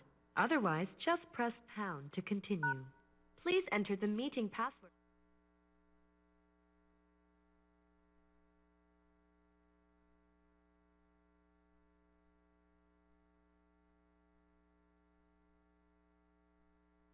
Participants in the meeting. See, couple things here. So, wanted to just report on, we've been working as staff with TACA and with the Chamber, and have a summer programming that will replace this summer's concert series that we've traditionally had. Thinking a little bit differently on, you know, the times and the public health orders, but really trying to couple this effort with that of the Basalt Bucks. And every Wednesday from June 24th through August 19th, we're inviting the community out. We would love to see them going out to eat, going out to shop, and in both Willits and in downtown, there will be multiple live acts. Buskers is another term that we've been using, but it could be anything from music to, you know, acts like you might see some juggling or, you know, a variety of different creative things that TACA is going to be producing. And so, pretty exciting opportunity there. And they will basically bringing the entertainment to the people. And so we're going to try to avoid having people crowd around so that we can respect the public health orders. And hopefully with those that are dining al fresco, they can kind of be that traveling troupe throughout the streets and provide some entertainment. So definitely a different idea, but one that I think could be a fun way to get people out on Wednesday nights. So it's 5:30 to 8:30 every Wednesday this summer. I did get word that Eagle County, they're submitting another variance request that should actually be into the state already for their Black Diamond phase. And they'll be, you know, working with the state on that. Essentially what that could allow is group sizes up to 250 people. They'd remove the cap on indoor dining at restaurants. You'd still have to social distance. It would just be an elimination of that cap. Also a removal of the cap for lodging, and you would still have to social distance there. And then swimming pools would be another one, but still social distancing. I don't know that that would change the landscape in our pool a whole lot, but we'd leave it to Brian Pacenti to work with the county on that. And then the camps. So basically trying to make summer camps consistent with what the state order is requiring. And really doubling down on the 5 commitments, making sure that as we sort of loosen up and get some more opportunity for people to get out and enjoy each other in the summertime, that those 5 commitments are held. And that might be something that we look into to really try to help support them on that. But again, that's so maintaining your 6 feet of distance, washing your hands frequently, wearing face coverings when in the public, staying home if you feel sick, and getting tested right away if you are experiencing COVID-19 symptoms. And let's see, so one other bit of information, there's been plenty of discussion I've heard with different cases and whatnot going around, and So basically between Eagle County, Garfield County, and Pitkin County, there are 4 new confirmed cases. I've heard numbers ranging from, up to 10 or 11, but the information that I have as of today was that there were 4. There was some discussion that perhaps some of those folks were either employees or had been in the city market here in El Jebel. So there were people putting things out on Facebook, and I wanted to make sure that we were getting the right information out there. I did reach out to Eagle County, to the public health director, and they will follow up with the business and just go over their cleaning protocol. But he did indicate that their corporate office was, already on it, doing extra cleanings, deep cleanings in the store, and they didn't have any reason to believe that, the store itself was, a risk to the public. So I want to make sure I get that out there for you all. And we'll keep you updated on those. But the one thing is, we are going to see more cases, and that's just something that we keep hearing that drumbeat from the public health directors from our respective counties, and they will be reporting that on the dashboards, but just something we have to expect.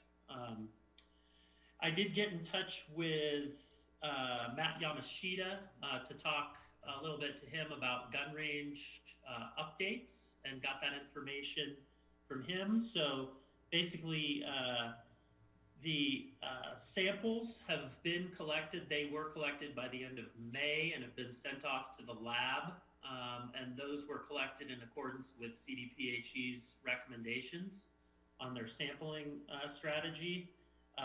He expects that it'll probably be August when the results come in after the report is complete through their third party that is doing that testing. The new hours at the range, like I mentioned at last meeting, will be in effect as of July 1st. The camera system, that is actually built, and it is ready to go. They're doing a final walkthrough with a contractor tomorrow, in fact, on that. And they have some questions on data storage, and had to retool some of the site, I guess, on it. And so they will have cameras on each range. That includes the club range, the parking lot, and the road entering the site. So that is complete. He indicated that he'd been in touch with Chief Thompson with the fire district, as well as Sheriff Van Beek. So they're staying in close contact when the fire restrictions go into place. And fire restrictions will not necessarily trigger a closure. Sheriff Van Beek will be reviewing those. One of their worries is if they close it and push people out to the forest, that it's sort of uncontrolled in those environments, and they don't necessarily want to do that if they have something that's under watchful eye of management. They do, in fact, have a range officer that's hired for 40 hours per week, in addition to their uniformed officers. So they will be on site. Usually they're trying to be there at the busiest times, but that should go through November. And they are actually actively working on the fire break. So they have their equipment operator up there working with the fire chief and building what is essentially a big roadway, working with Holy Cross and the chief to sort of design that. And they will come back in with a seed mix that is both fire resistant and requires low water. So before they do that planting, they'll have this fire break in, and the water source is the final piece for them to work on there. So, and then finally the signage. That was the last piece of these short-term fixes. They've got the layout and the language for that. it needs to go through the final approval, and then those new signs should be posted both interior to the shooting area, on the exterior, and then at the entrance to the range. So Matt did indicate that he would like to come and talk to the council. I think we'll do that at the probably the first meeting in July. There's some other rule changes just generally within CPW that he wanted to come and discuss, and did indicate that you know, they're still keeping those long range options on the table, and they'll, you know, be working on those over time. And I think that's all I've got for you right now. Thank you, Mate. Thank you, Ryan. Any questions from council for Ryan, Town Manager? Thank you very much. So our next item is financial update from Christy Hamrick.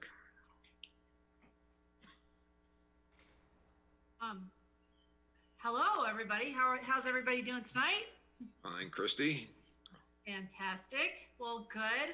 I'm just gonna share my screen with everybody, and then we'll just go through this, and shouldn't take very long.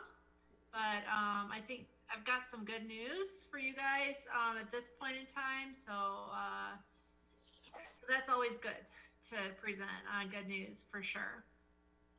Okay, I'm gonna just kind of re-coordinate this, see if I can move things over a little bit and adjust my screen so people can see. Hopefully, maybe it won't work. Wait, yeah, well, there we go. Okay, that'll be perfect. Okay. Okay. So the sales tax report, and you know, I apologize for that not going out in the council packet, but we just received those numbers on Monday. So I don't want to delay 2 weeks to get those to you. So we get those out ASAP, and that's why we get them to you kind of at the last minute before the council meeting, is because of the timing when we get them from the state. So thanks for your patience on that. But this is just really important financial information, very timely, that we want to make sure to get to you as soon as possible.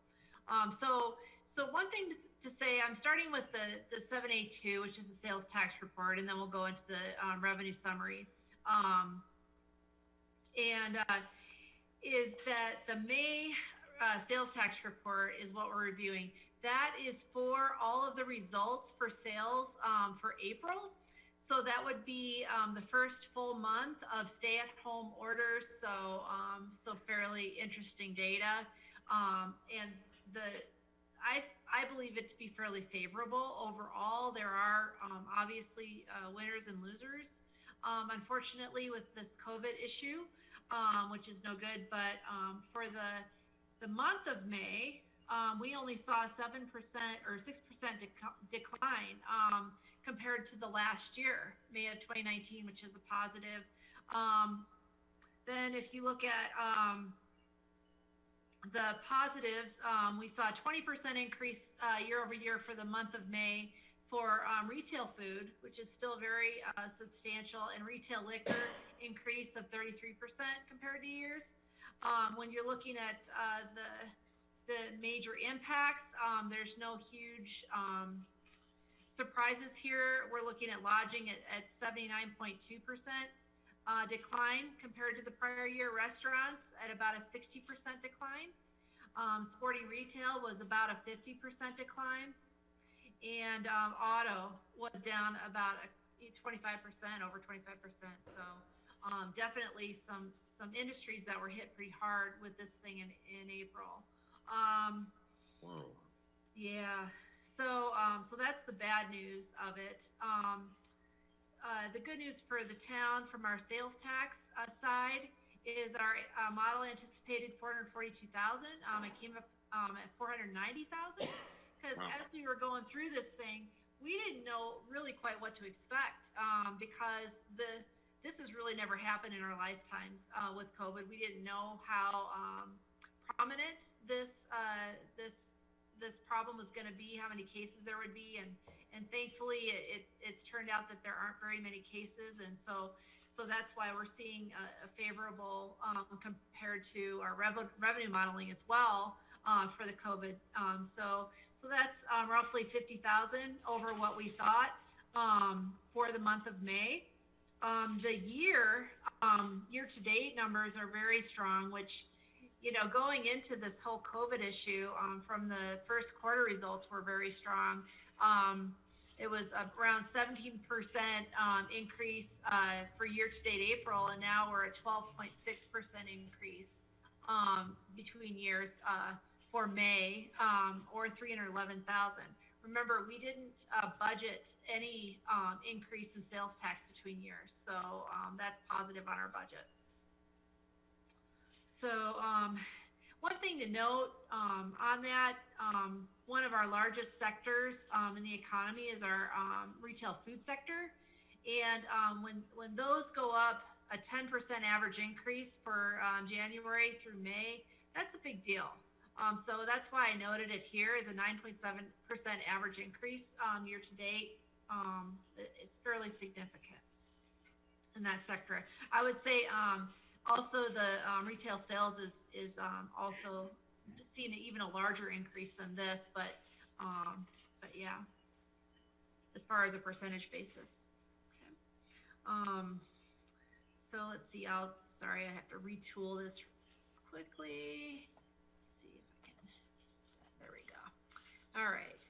And so then I'll just show you real briefly the year-to-date numbers and where those sectors are that we saw the issues with COVID right there. Year over year, year-to-date, lodging was 11.7% down, and around 20% on restaurants there. Retail sales, as I said, 48.8% increase. Very, very significant there. And that's mostly because, well, I could almost say it's almost all because of the online sales. That's a big part of that number there. And there's your 9.7% of your retail food. So when we go into our month of May here, you can see here we go, lodging, 79.2. There's your declines here in sporting retail. So, yeah, it's big percentage changes. I mean, obviously, this really has impacted businesses a lot differently, depending on the sector. So, any questions on the sales tax portion of this report?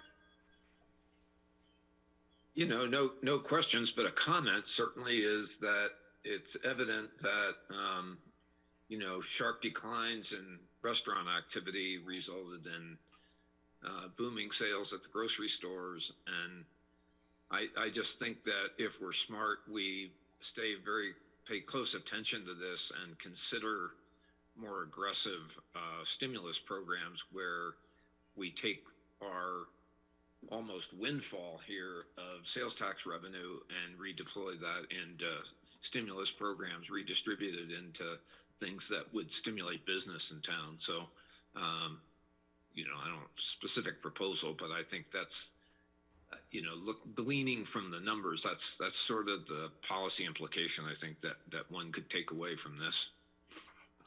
Well, and the other thing to consider as well, and that's what I'm going to go through in the next part of the report on the revenue modeling, is that we're not going to see that as large of a decline in our revenue estimated for the year. So maybe we can look at, Ryan and myself can start talking to department heads about what those critical expenditures are we need to add back to the budget as well for this year. Great. Okay. All right. If there are any other questions, I'll just go right into the next one. Great. Well, good job collecting the taxes, Christy. Oh, well, it's mostly the state, but yeah, no, I know. Yeah, but no, just got to report on them. So financial update here. As I said earlier, we were about 50,000 higher than projected on our sales tax report. So that was positive. So what that really ended up, there was a couple of real favorable issues that hit our revenue for this month, in the month of May. and I'll go through those in a second, but our prior estimate, of reduction in revenue was $1,339,221 there. That was from the last month, and now that's gone to just under $800,000, less than budgeted, revenue for the entire year. So I would see that as a win, there for sure. We're adding about $450,000 back, to our revenue for the year. Because when you have $50,000 in your sales tax, for 1 month coming in, then you're going to see in the percentages that then it does change your modeling, quite a bit, and it impacts those months substantially. So then you increase that revenue line on them. The other thing, that we did was, we also received in some more, building permits again. So now we're actually ahead of our budget on that, which was a surprise, for our building department and for myself. But, you get a couple of large, permits coming in, and that kind of stuff does happen. It's a fairly fickle industry, and sometimes you don't know exactly what people are going to do with building. But people are moving forward, which is very interesting to me. So this was what I was just talking about, is the additional expenditures that we have postponed in the town's budget, $1,155,718. We'd like to look at adding some of those back, and we can bring that back to the next council meeting, to see what that looks like, and give you an update on those numbers if that is a go with you guys. I'll give you guys the totals here in a second. So let's see. So then I'm going to go down here to our summary, with fund balances, for our unrestricted fund balance operating.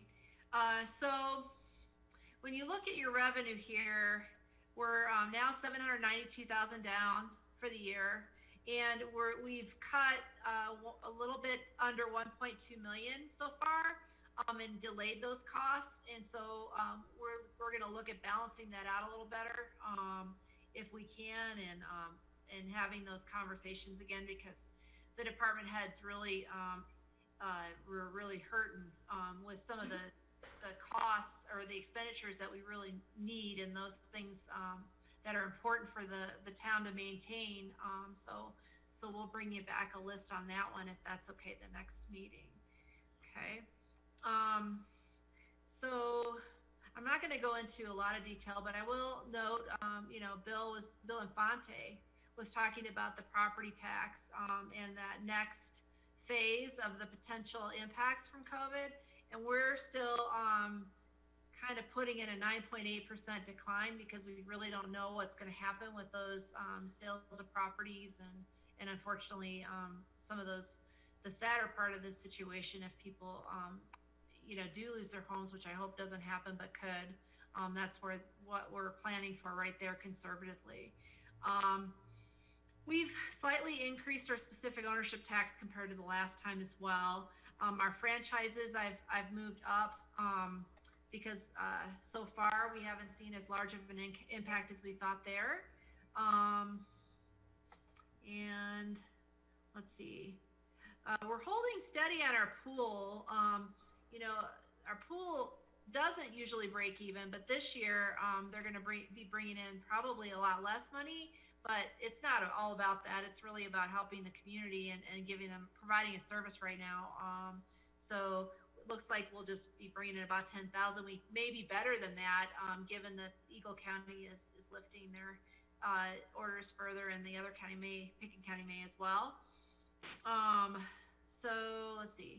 So then you get to your 792,000 or 6.8 million right there, of impacts. So then I usually go down to this number here, these numbers on the percentages that we're estimating. So these are what we actually saw for the month of April and May. Sorry, it's hard to just highlight those because it's not quite that same kind of PDF document, but these months here. And then you could look into the next month on what we're anticipating. We believe that these numbers could get better in the next month as well. We're being still a little cautious I'd rather be a little cautiously optimistic, than just go from pessimistic to optimistic to pessimistic. So to give a little continuity and just to continue to collect data as we're, making the best decisions as we can financially. Okay. Any questions on this report? I think so. Any questions?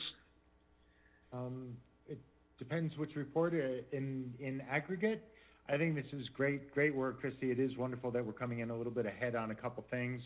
It's also impossible not to notice that retail liquor sales were up 33% in the month of May over the prior year. You know, Bill, I think that tracks with my personal. I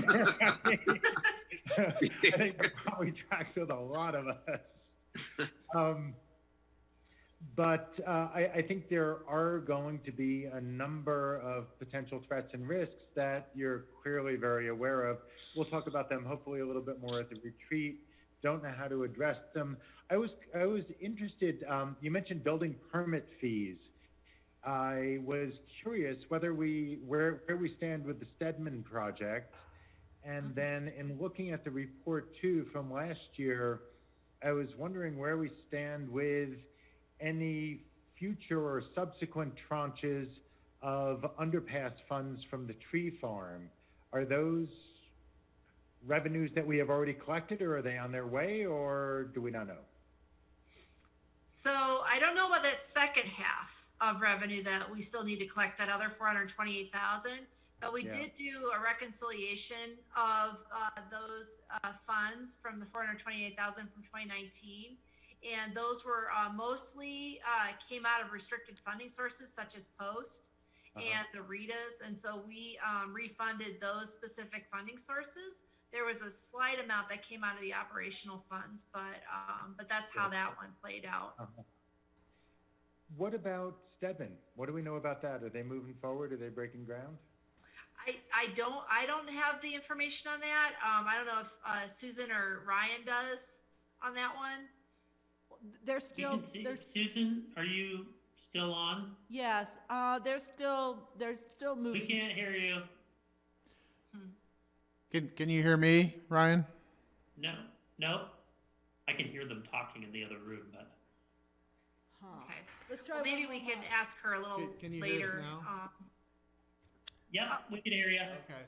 Yes, Stedman has submitted their site plan application that we're working through, but they have not submitted a building permit application as of yet. We would expect that in a month or so, it sounded like. Okay, and so it's conceivable that we would see building permit fees this year? Yes, most likely. Fantastic. That's great news. I mean, it's wonderful news from the permit fee perspective, but it's also incredible news for Basalt that Stedman is going to be breaking ground on a major medical facility that is world-class. Yeah. No, that's big news. Oh, it's huge, Bill.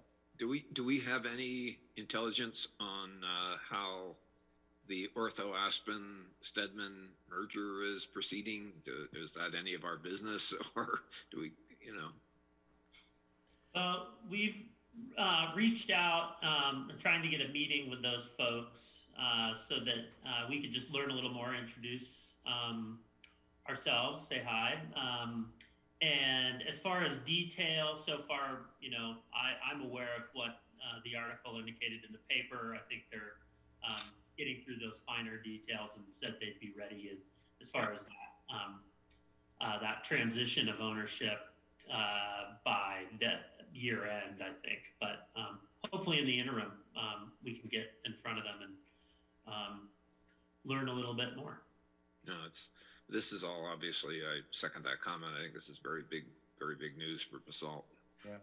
Bill, it probably would be worth, you know, kind of getting a meeting with the CEO. My understanding is that it is Stedman that is acquiring Ortho Aspen, and the fear that I had when reading the article was that they were going to do everything in Aspen and abandon here, but that's definitely not the case. This is going to be a flagship destination. Ortho Aspen will continue. They are, of course, going to right-size the total staff, but Basalt is going to be the hub for this valley that'll handle all of their back office as well, which is also really exciting because that means more employment here for Basalt residents. Yeah, that's all pointing in the right direction for sure. No, it's really good. Yeah, I think, yeah, it wouldn't hurt us to roll out the welcome wagon for those guys. Yeah, absolutely. Show them some love. Christy, thank you. This is, you know, these are very impressive numbers. The work is really excellent and very detailed, very understandable, and it's always cheerful when you show your board of directors $50,000 overage over projected revenue. That's not a terrible story to have to tell. Yeah. So Yeah. thanks. Yeah, I like those presentations. Yeah. Okay, any further questions before we move on from council for Christy Hammer? Thank you. Hearing none, then I would think we turn to the Basalt Bucks update. Yes, so Christy and I'll maybe tag team this one a little bit, but last week and a bit of the prior week were, you know, pretty much fast and furious trying to get all the details ironed out for this. So we now have a live web page that can be found or linked through the town's website, and it's separated into two landing pages, one for recipients of the voucher and one, of course, is a business toolkit. We have sent emails out to all of our business license holders and made calls to businesses that we know are around and just didn't have their business license updated, so we can get them all squared away and signed up. But on the business toolkit, essentially we've got the opt-in that businesses are able to do, and that'll go on the master list of participating businesses. There's directions on, you know, basically how the program will work, so they can read through that, as well as frequently asked questions and a poster for them to post in their businesses, and then a remittance slip, essentially, that once they collect their vouchers, they just fill out the slip. It's very short, and we'll be cutting checks weekly for those reimbursements. So far, we have 12 businesses signed up. We do have an email specific to this Basalt Bucks program as well. So folks can email us with questions, and that's basaltbucks2020@basalt.net. I did get one email today on that. So as far as the vouchers themselves, we are using Basalt printing. Wanted to keep it local, of course, as far as that expenditure went. So they will be printing the bucks, printing the envelopes, and sending them out for us. So that's happening as we speak. So looks like things are getting underway. And then, as I mentioned before, we've got the summer programming, and we're really trying to get, you know, kind of tie this program into that and get an excuse for people to be out and about during the week on what might otherwise be a quiet business night. And the chamber has been very helpful on that front, as well as TACA. So that's been a really great partnership and trying to come up with new programming. And so, you know, I think all things are getting underway, and we're excited to get those vouchers in people's hands. And that mailing should happen here imminently. So that'll ought to go out this week. May I ask a question that is kind of, we're doing this in real time, so we're, as they say, we're possibly building the plane as we're flying it here. In light of what we just saw in the previous presentation, do we have the flexibility? Are we nimble enough to change these certificates from 20 to 25 or 20 to 30, or can we strike while the iron's hot and spice this up a little bit with bigger vouchers, or are we too far down the road with the printing and modeling and all the rest of the stuff? The latter, yeah. This is already cooked and it's at the printer at this point in time. Okay. So adding to, would not be possible at this time. Okay, but let's keep that. I would say we take that $50K of found money and save it for rainy days later in the summer, perhaps, or I think we ought to be thinking hard about some way of redistributing that money back to our businesses and citizens, and we're doing pretty well here, and there are lots of individuals and businesses that are not. So I think the right messaging here would be to keep some of these funds earmarked for redistribution. Yeah, I think one person's view. I'm not trying to run the ship here, but that's one person's observation. I'd love to hear from anybody else on council, see what they think. So I was thinking, I wonder if there's some way that, we could say if you use it on Wednesday, there's some kind of multiplier effect that wouldn't necessarily require us to change the value of the coupon. That was just off the top of my head. I don't know how that would work. I don't know either. I think I'd worry a little bit about the confusion of that, because everything, like all the details are printed on the vouchers, and so if we're adding two and that's kind of an unknown, staff would be happy to be thinking about what comes next. This one was kind of we're doing this in light of current public health orders and potential threat of going back to more strict public health orders. We're going to know more by the end of the summer when this concludes. So is there, a next step where we can think for, things along those lines, at least for, a next program.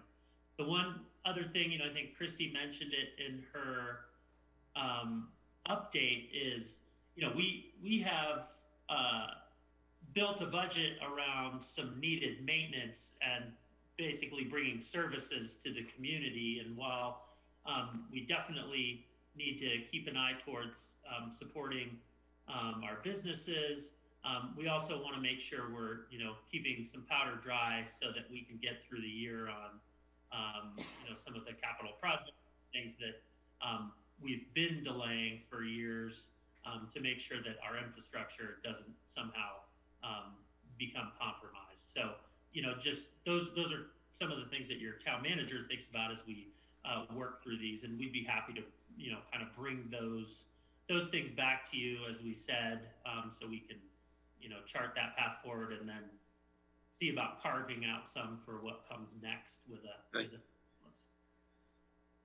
Any comments from council on Basalt Bucks?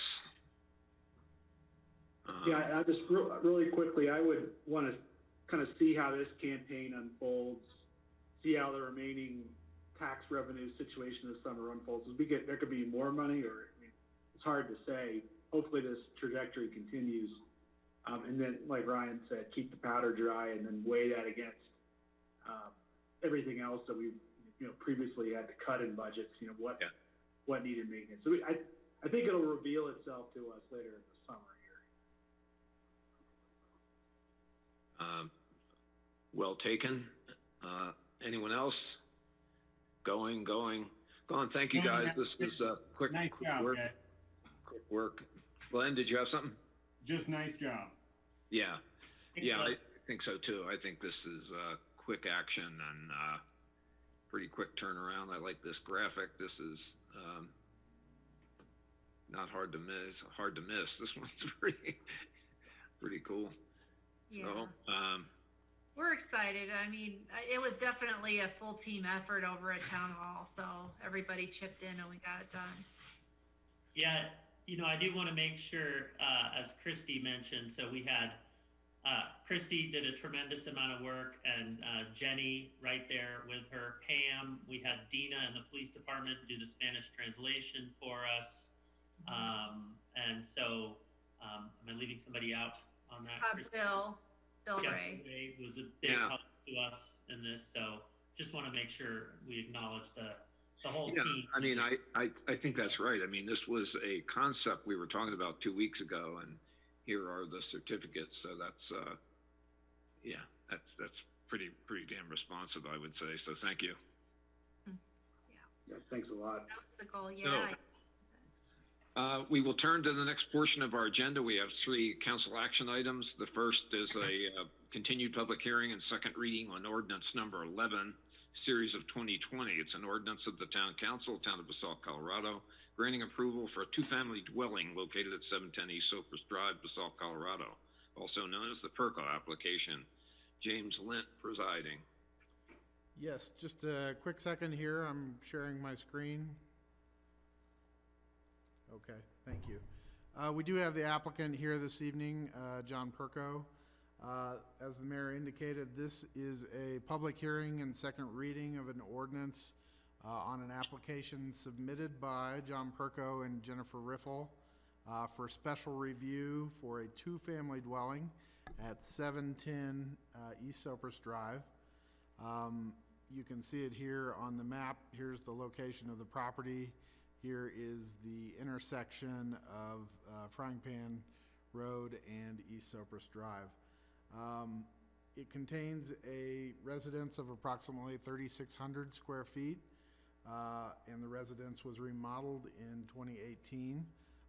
There are some photos that were in your packet at the first reading, and I've got them on the screen here as well, of the property.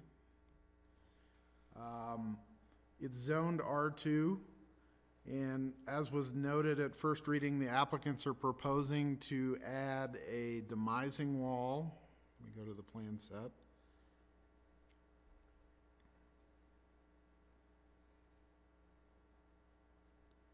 They're proposing to add a demising wall on the first floor, and then to convert the facilities into a full kitchen on the first floor, to make it a 2-family dwelling unit.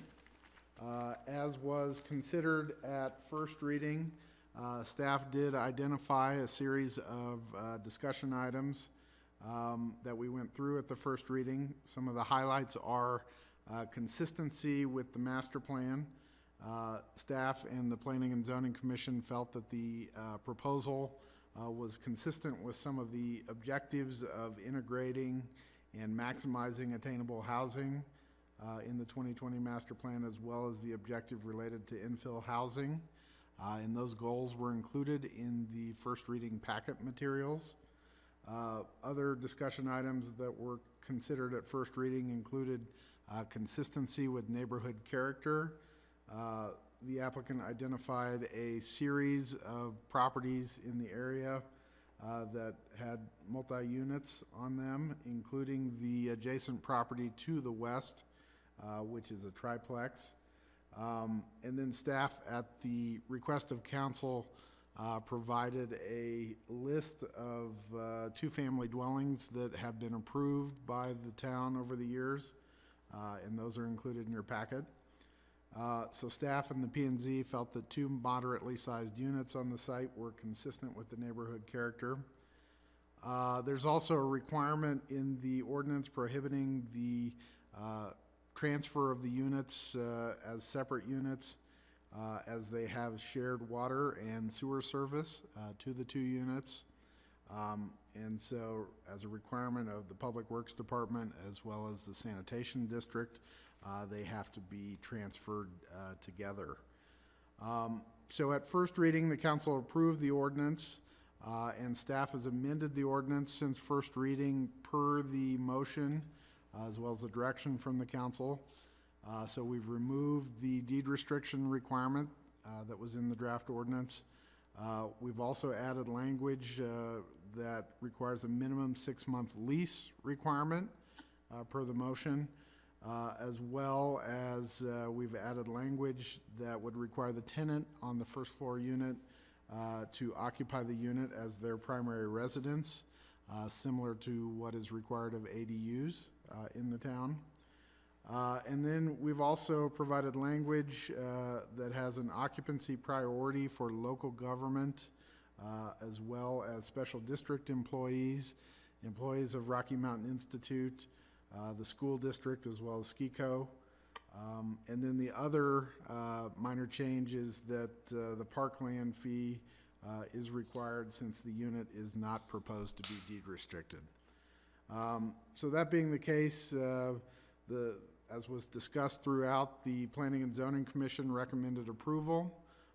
And so staff would recommend this evening taking applicant comments, taking public comments because it is a public hearing, and then providing council discussion. If you're comfortable with the ordinance, you could approve it on second reading.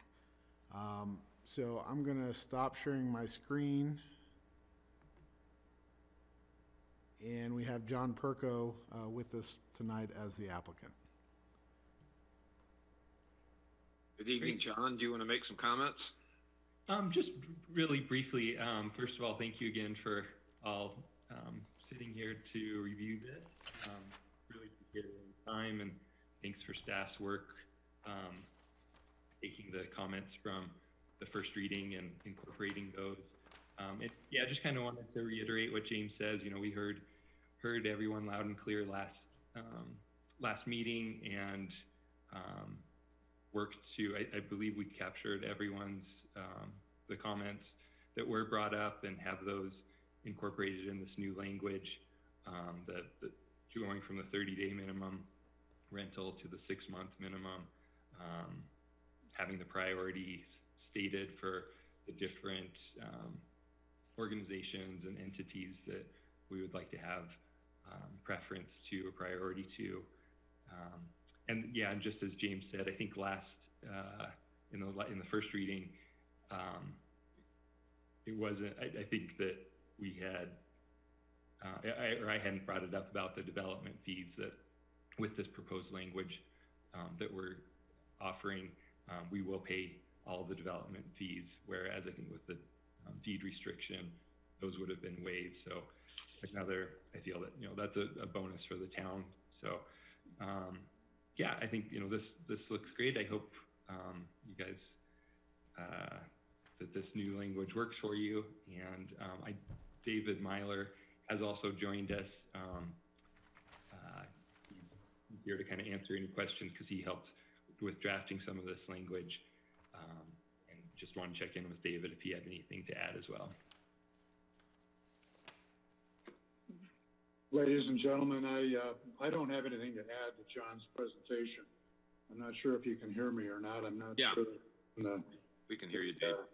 Joined in correctly, but anyway, I believe that John and Jen have done a good job of satisfying all of the town's requirements, master plan wise and code wise, and responded to the comments from the first reading. So I really appreciate the thoughtful consideration that the council is providing, and would encourage you to approve the ordinance as presented. Thank you. Any questions of council to the applicant or to James? Okay, hearing none. So I have a comment or a question for James, but okay. If it's a public hearing, doesn't the public speak first? You can go ahead and ask your question. Typically, we do questions before public hearing.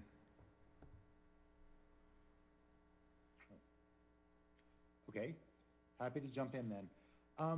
At first reading, I had thought that we were largely looking at technical issues associated with construction of a new ADU.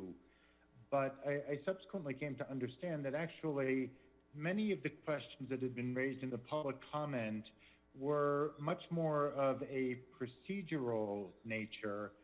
And so I did want to bring them up because the procedure has to do with the representation of legitimate concerns that were associated with consistency with zoning and code, consistency with traffic and parking capacity, and some other topics that I guess were asked and citizens were looking for some answers to. And it, I guess, goes back to the prior remodel and is not related exclusively to this. And so the question, as I now understand it, is one of administrative procedure. Did we follow all the rules and enforce them when the first remodel was built? So does the existing remodel conform to code and was it properly permitted? Then there is a question of administrative oversight that's kind of been overcome by the event of removing the deed restriction, but we're still holding them to 6-month lease, tenant must occupy his primary residence, which suggests there's going to be some oversight and some enforcement, and I myself wonder how we're going to do that. And then I guess the last question is just one of responsiveness to citizens and taxpayers who are asking, and I guess it's a question about the obligation and interest that we have to be as responsive to our citizens as we possibly can be in answering questions that seem pretty legitimate to me.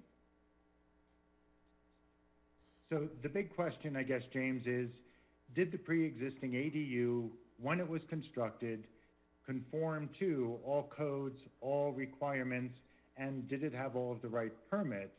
Because that, I guess, is the basis of some of the current inquiry, is that there is kind of this suggestion that there has been an evolution away from the spirit and character of that neighborhood, and notwithstanding our master plan, which is only a suggestion, it's a guiding policy document, it's not hard and fast. There is a question and concern about the character of that neighborhood, and so that raises the question about the original remodel's conformity with permitting and code. Yeah, if I may try to answer that. The town planning staff did not inspect the unit at the time of the last remodel that was done in 2018. The building official at the time, who is no longer our building official, did a final inspection on the remodel and the house. And, you know, we at first reading put in our staff memo and identified that we would be happy to set up an inspection if council felt it necessary, and we highlighted that there were some comments from neighbors that felt that, you know, they had already done improvements, and we highlighted it as to whether council needed us to go and inspect it before second reading to determine what is actually built, and we didn't get any response or direction to do that, so we haven't at this point. Okay. So that's, I guess, my answer to that question. In terms of being responsive to people that have had inquiries on the application, I've had quite a bit, and staff has had quite a bit of back and forth answering questions. You know, I could show you a whole email chain back and forth.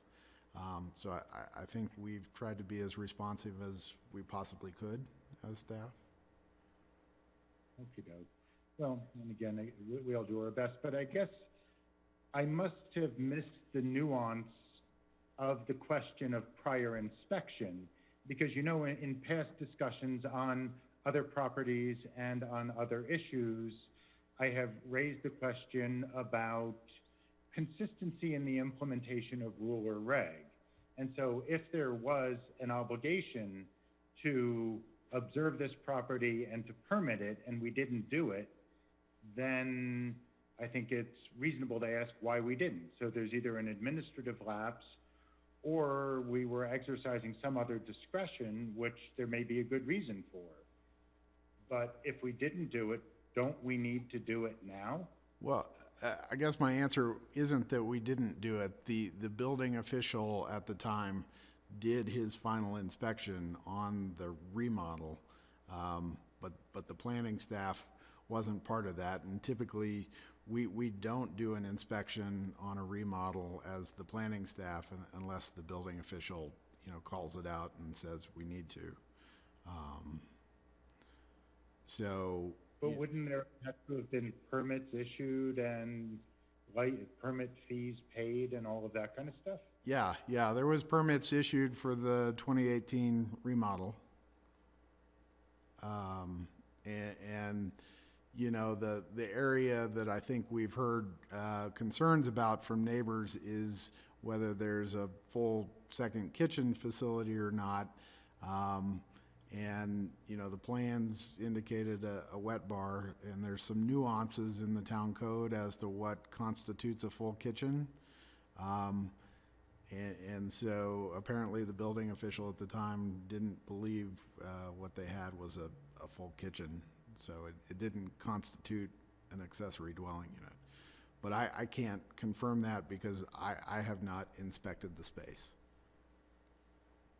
And if you don't, could I, Mr. Infante, would you mind if I chime in? Because I have, being the person that submitted the building permit and walked with Jim Wilson as he did his inspections, and have the list of all of the times that he was over here, which were, it's probably a dozen or so times that are all recorded in his inspection.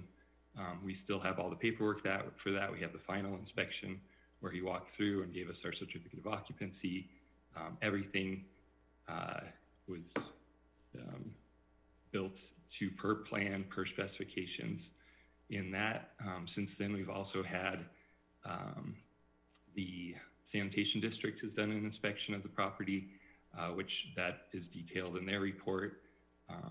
If you look at their report, it lists what's in the unit, and that also is in line with exactly what was in the building permit for the plans and specifications. So it has had multiple inspections since then. Like James said, that no one from the planning department came, but I don't think that that's a standard for issuance of certificates of occupancy. I think it is typically the building official that takes care of those inspections. So just wanted to let you know that there have been multiple inspections of the property. Okay.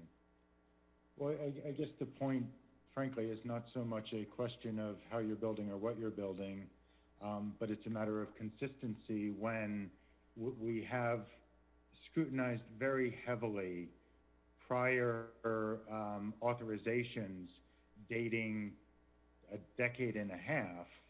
And so if we didn't cross all of our T's and dot all of our I's, then I think we simply need to explain that in some way that satisfies us that we are not establishing a precedent for arbitrary or capricious behavior, and that we are upholding the rule of law. And that's my basic point on this.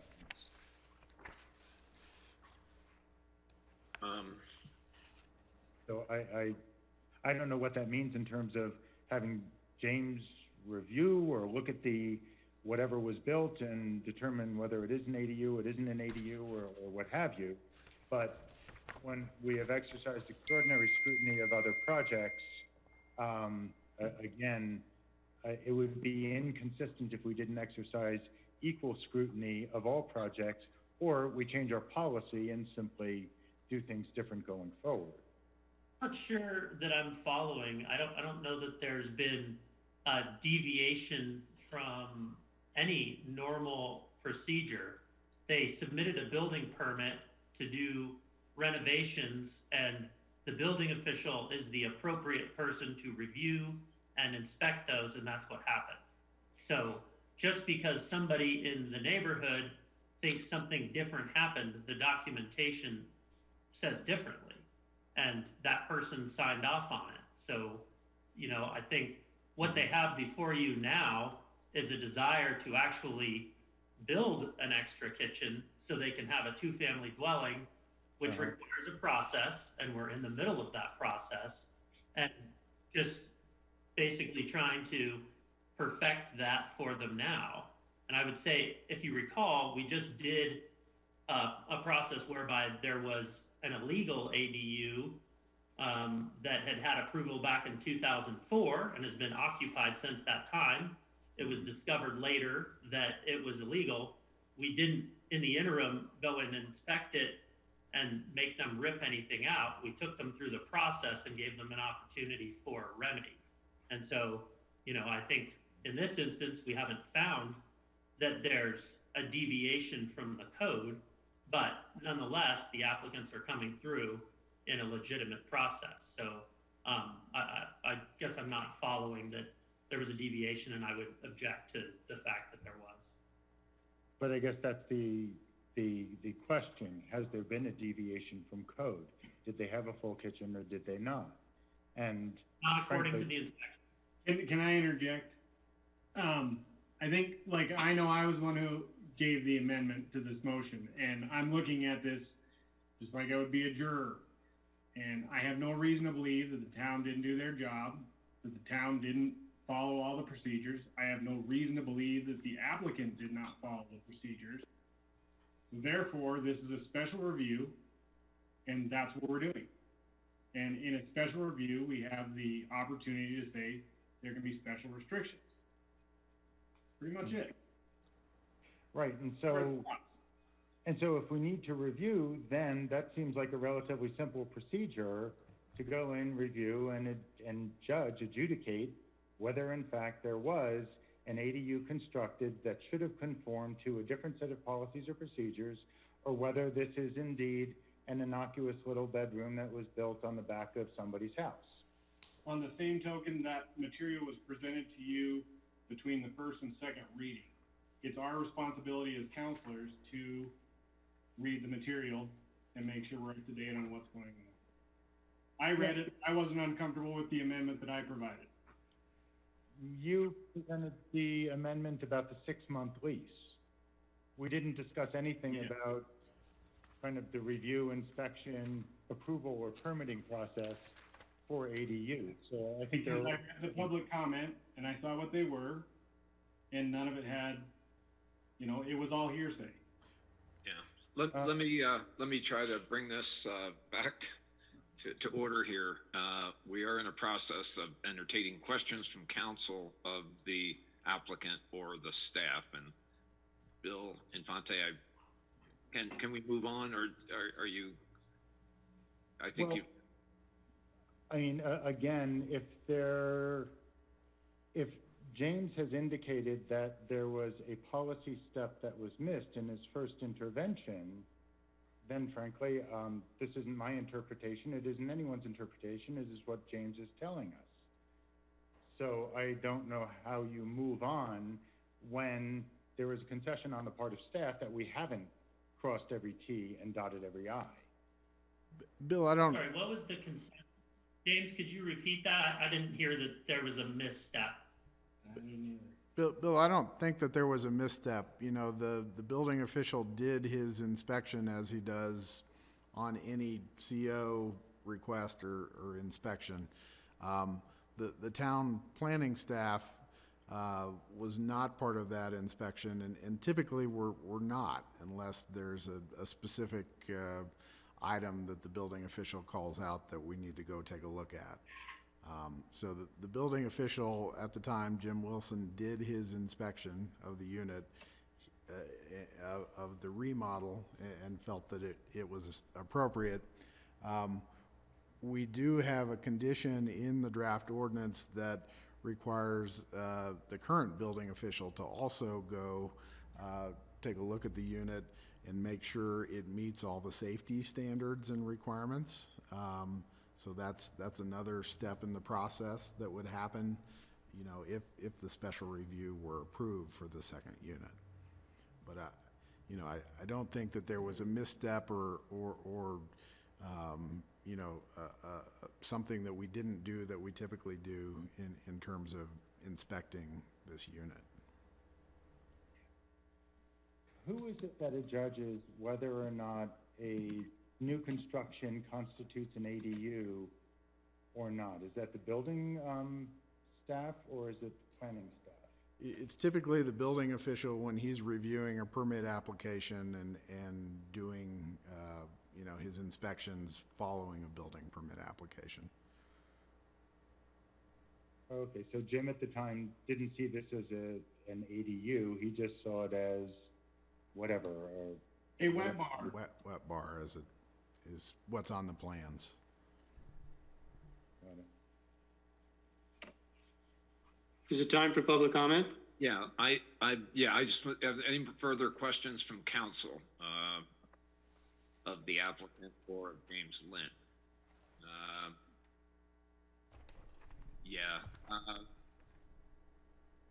I think at this point I would open it up to public comment. Let the record show it's 7:45 p.m. And the public hearing's open. So Susan, are you manning the phones? I am. Can you hear me now? Yeah, Okay. perfectly. And just a reminder to those that are watching, you can text 970-987-7010 or email planning@basalt.net if you would like to speak. And we don't have any emails or texts right now from the public. And I'll just start the clock to see if we get one in the next 2 minutes.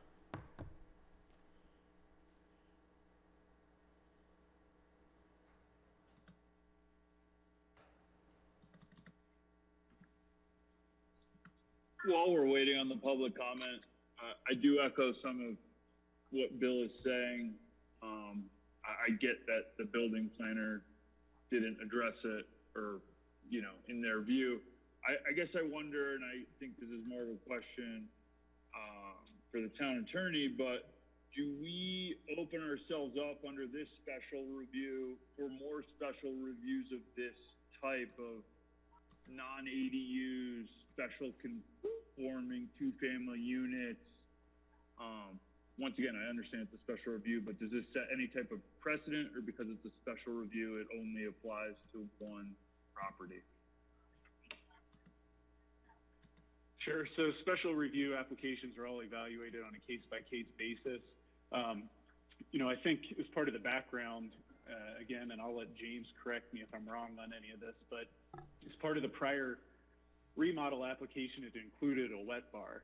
And had there been additional appliances installed that were not set out in the plans that might bump it up from a wet bar to a kitchen, then it would constitute a second unit, which would necessitate an application either for an ADU or in some zone districts, or for a second dwelling unit like in this zone district.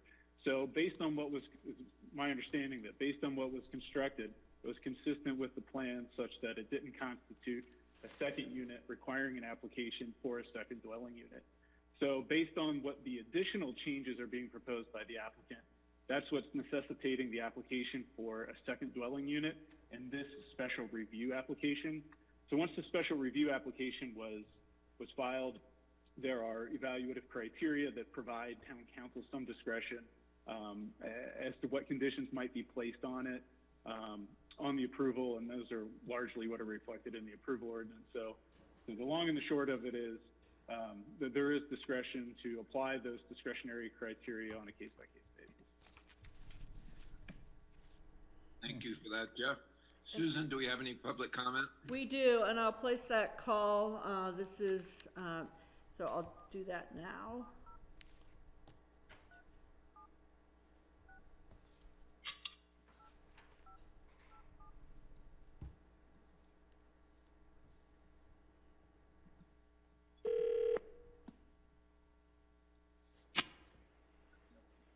Hello. Hi, Keith. This is Yep. This is Susan from the Basalt Town Hall, and you're here during the public comment period on 710 Sopus Drive. So if you could introduce yourself and provide your comments, and just a reminder that we have a 3-minute restriction. This is Keith McDougall, 680 East Sopus Drive. First, I'd like to thank Bill Infante for his questions. They weren't getting fully answered, though.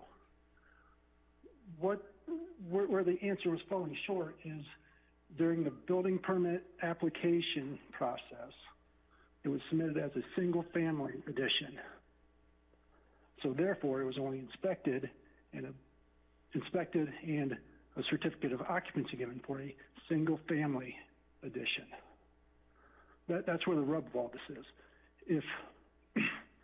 If the applicant had identified that their intention to make this a 2-family dwelling 3 years ago, then we would have gone through this process then, and it would have appeared much more impactful. Now it just appears that they want to add a wall and a kitchen, which is already done. It is not hearsay. The staff has refused to go and do an inspection for 6 weeks, so it would not be hearsay if they had driven a half mile up the road and spent 15 minutes looking around. Perhaps Ms. Caperco can answer if the kitchen is already in and if the demising wall is already in.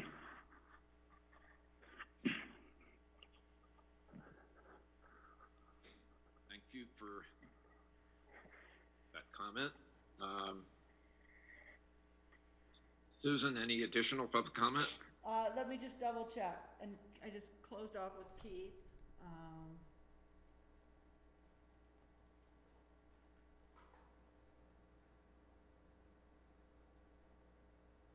I have no additional emails or texts.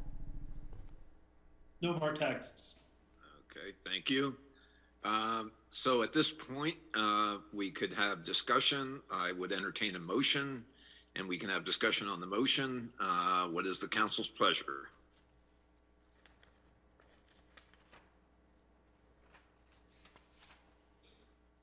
Anyone prepared to make a motion? I will offer some thoughts, I think this is a circumstance where improvements were made to a single-family residence. Those improvements were properly inspected by the town's building inspector. Rumors emanating from the neighborhood about improper inspections or improper procedure are, I think, in this instance, not a basis for denial. I think the comments about character of the neighborhood are probably well taken. However, what we have in our packet is a listing of no less than 23 residences immediately adjacent or in the immediate neighborhood that have been permitted to construct two-family dwellings. So to deny this application would be in strict contravention of approvals that have been previously given, and would be, I think, on its face, just purely discriminatory.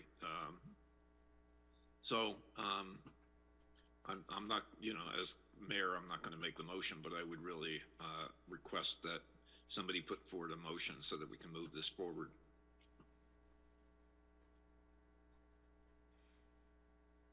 I will put forward a motion. Glenn? Just looking for here, so I can read it appropriately.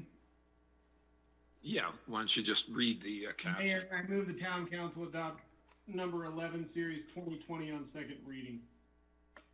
I'll second. That's been moved and second. Is there discussion on the motion? Hearing no discussion, then I would ask the clerk to call the roll. Absolutely. All right, let's begin with David Knight, Yes. Len Drummond, Yes. Ryan Slack, Yes. thank you, Ryan. Gary Tenenbaum, Yes. Bill Infante, Yes, and I will appeal for consistency in all manner and regard of applying our zoning rules and regs in all instances, because it's not clear that this was upheld the same high standards of others, but at the end of the day, yes, I support it. Thank you. Elise Huddle? Yes. Thank you. Bill Kane? Yes. Motion carries. Thank you very much. The next item for council is public hearing and second reading of ordinance number 12, series of 2020. This is an ordinance of the town of Council, Basalt, Colorado, approving a license and indemnity agreement for the installation and maintenance of a fence right away along Spur Lane for the property at 105 West Cypress Drive, Colorado. Barbara Reese property. Sarah Nodalny is managing this one. Thank you, Mr. Mayor. I see that we have online the applicant, Barbara Reese, as well as the representative. The case is Suzanne Jackson. And again, this is second reading of ordinance number 12, series of 2020. The applicant is asking that council consider a request for a license agreement that would allow a portion of fence to extend into the town's right-of-way along Spur Lane for the property at 105 West Cypress Drive. And I'm just going to share my screen so I can share some images with you here.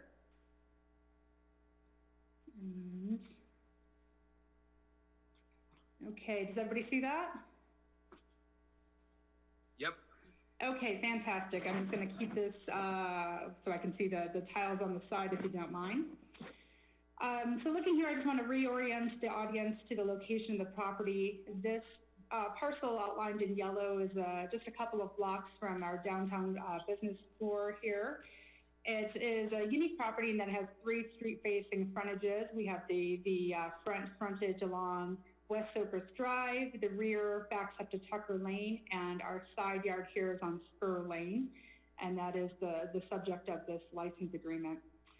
So the applicant's seeking the encroachment license to allow a number of heritage apricot trees that you can see in this photo along Spur Lane that to enjoy the benefit provided by inclusion into the fencing of the property.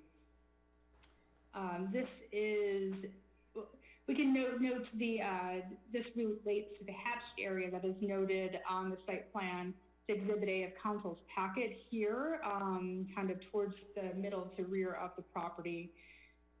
You'll also notice that there's an area up here that staff has called out as also being an area that would enjoy the same benefits of the license agreement if it were approved by council. So at the front of the lot, there was a fence there that was recently removed. It encroached slightly into the right-of-way along Spur Lane as well as an existing concrete retaining wall that you'll see here in this picture. And this has been in this location since at least the 1970s when the property was developed with a single-family home, if not before. The proposed fence would extend approximately 2 feet from this retaining wall into the right-of-way that is seen in this image here. Staff has previously visited the property to work out the site triangle and the fence location with Public Works, and recently visited the site with the fire department. After a letter was received from Doug Grant, who is a resident of Homestead Drive. Mr. Grant's letter was included in the packet as item 9C. It's at the end of council's packet. And just to briefly summarize, Mr. Grant has expressed his dissatisfaction with allowing a fence to be installed in the right-of-way in what he sees as many instances of similar encroachments within the Old Town area. Mr. Grant has also expressed concern with the fire department's ability to serve areas of Old Town due to narrow streets and dead ends, and also expressed concern with snow storage and the ability to effectively plow Spur Lane in the winter. So as I mentioned, I met with Brooke Stott, who's Assistant Fire Marshal on the site, and we walked the site and did a bit of measuring here. We found the street width itself to be 17 feet. Now, while 20 feet is the preferred standard for the fire department, Ms. Stott did say that the fire department can maneuver their vehicles onto this street safely. She also said that the location of the proposed fence is acceptable. This is Ms. Stott's image here that she shared. We measured it off in its proposed location and where it would be located along the site. So she found the location to be acceptable, and she notes that it models an existing fence that is just up the street south of the property along the same, pretty much the same line. We found that the parcel measured 165 feet in length. It extends all the way from Surface Drive to Tucker Lane at the rear. And the applicant is asking for that encroachment, which would be about 22 feet in length along Spur Lane right away to accommodate those heritage fruit trees. After those fruit trees, of course, it would tuck back onto the property line to the conclusion of the property. And just to note a few things, Spur Lane is posted with no parking on pavement signs, as well as a number of other signs as you see here. There is no pedestrian walkway along Spur Lane that would be interfered with as a result of the proposed fence. The paved driving surface will not be impacted by the fence. The applicant may need to relocate signage, and we will work with Public Works as a condition of the fence permit should it be granted. And per the license agreement, the applicant is responsible for the maintenance and repair of the fence, and I think that's important to note. So council has just a couple images here. We have this is one of the signs that I do question, and there is a small sign here. I didn't get a great picture of it.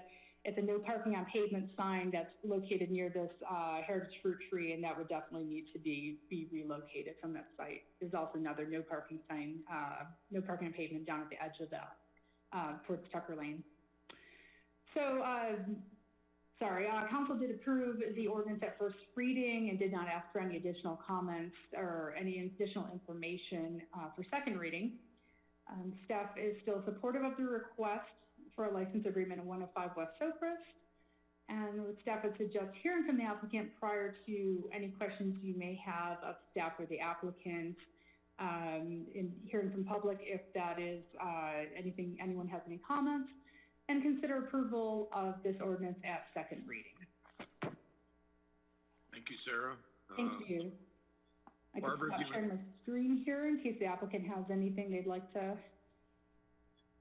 add. Pardon me, just a moment while I remember how to do that. Here we go. Stop share. Thank you.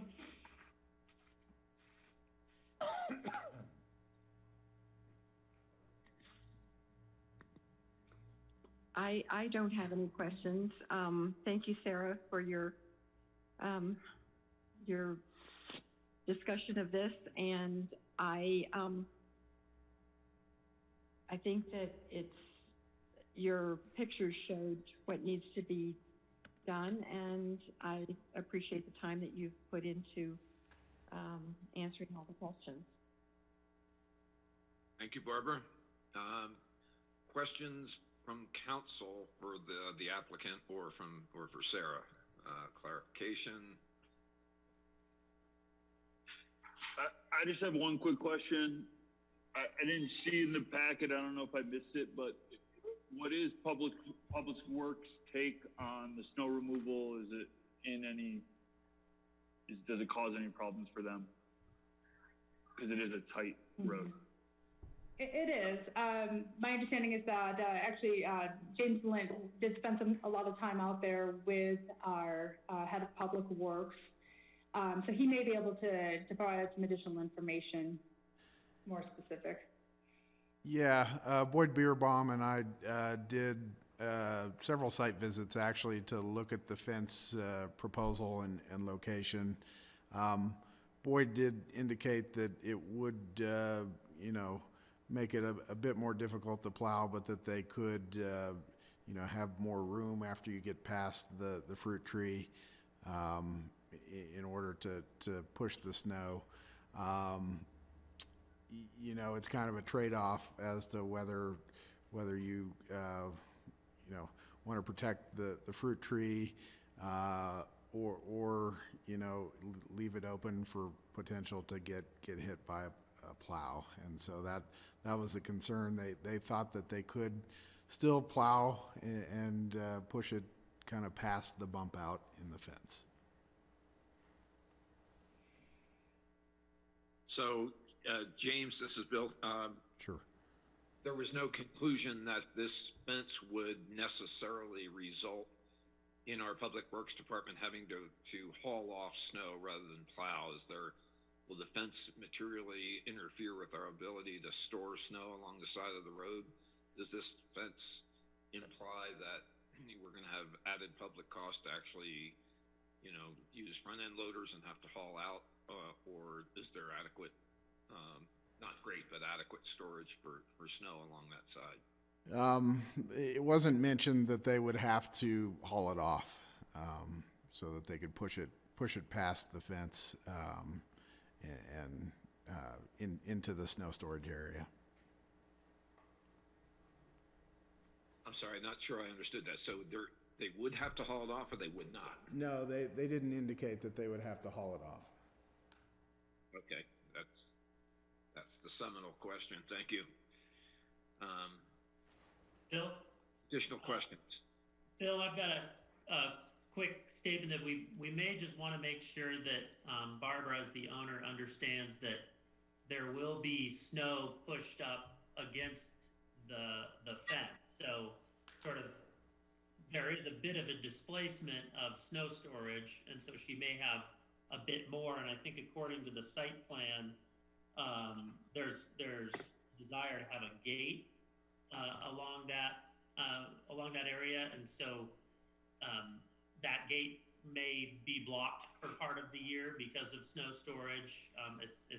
It indicates on here it probably is a gate that swings in, but if she intends to use it, she'd probably need to do some shoveling, and we need to make sure she understands that the snow can't go back into the right of way once it's pushed out up there. Well, too much snow would be a nice problem to have. Any further questions from council? Additional questions of Barbara or Sarah? At this point, I would entertain a motion. We have a public hearing. Yep, and. Yeah, sorry. Okay, so same drill. We haven't. The fire department issued.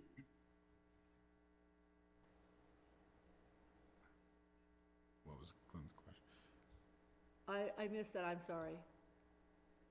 Was the fire department issue addressed? Yes, Sarah went out with them and they were satisfied. Okay. So at this point, yeah, we should open the public hearing. Okay, and or just allow. The drill again is to text Ryan at 970-987-7010 or email planning@basalt.net, and we'll give it a couple minutes.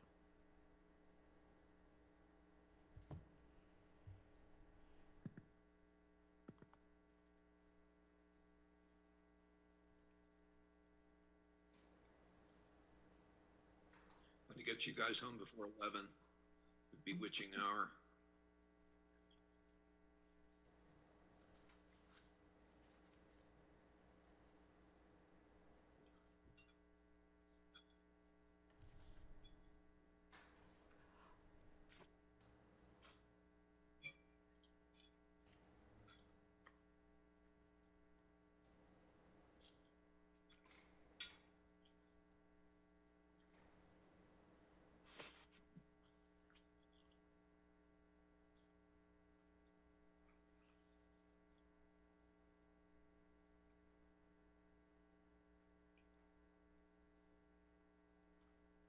And actually, while we're waiting to do this, I did get one text from Pam Schilling, and I think she was questioning whether, I think Doug Grant was expecting us to read the letter into the record. So Pam, could you do that?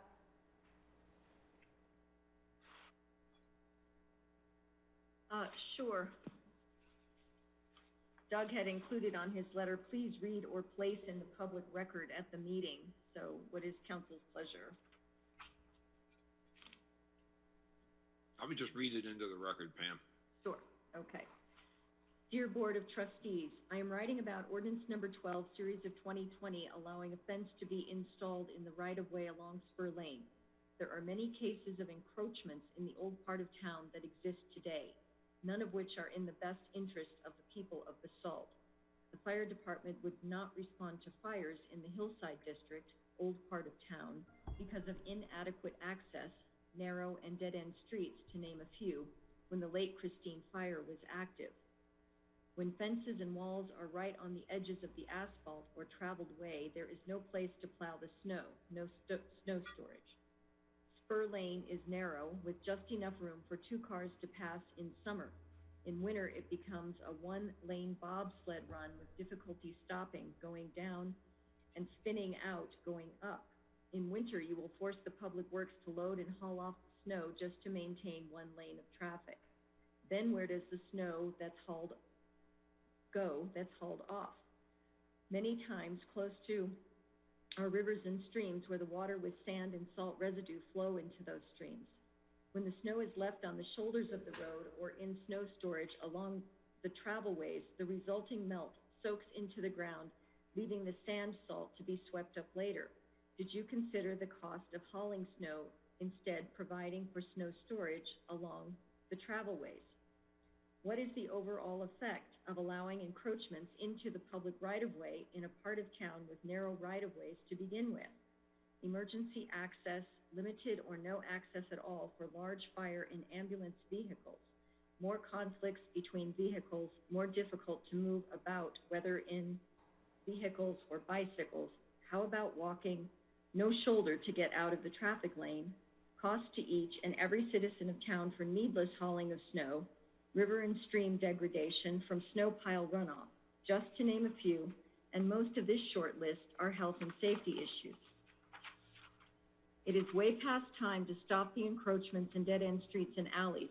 One owner may enjoy a little more square footage for themselves, but it comes with a cumulative negative effect and cost to each and every single citizen of the town. Bit by bit, a fence here, a wall there, we are losing the ability to move about town in a safe and efficient manner.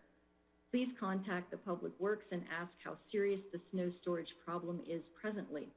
The property ordinance number 12 applies to also, right now, has a steep driveway accessing Tucker Lane that has gravel flowing into Tucker Lane, reducing the travelway, but making the driveway less steep.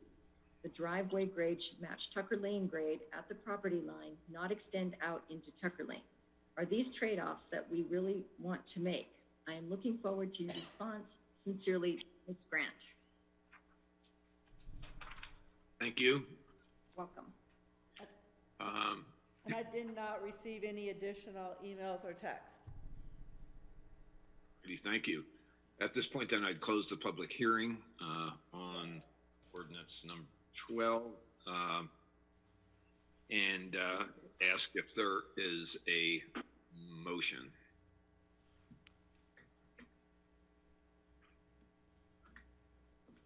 Going once. My screen just went to sleep. I'll make a motion here. Okay. Mayor, I move that the town council adopt ordinance number 12, series of 2020 on second reading. Is there a second? Been moved and seconded. Discussion on the motion. I would just like to acknowledge the Doug Grant and the Grant family for being kind of unbelievably steady watchdogs for the hill. These guys have been up there for a very long time. They know where every bone is buried, and they're quite a resource and asset for the community. And I seriously appreciate Doug's letter and thoughts about this, and hope he appreciates that we got to be fair to everyone. And if this doesn't constitute a major hindrance of our ability to maintain our streets, then there's probably no reason to not approve it, because there are just so many wild variances that exist up on the hill already. So I just would like to extend a personal thanks to Doug for his letter. So, with that, I would ask that we call the roll. Certainly. Begin with Elise Hoddle.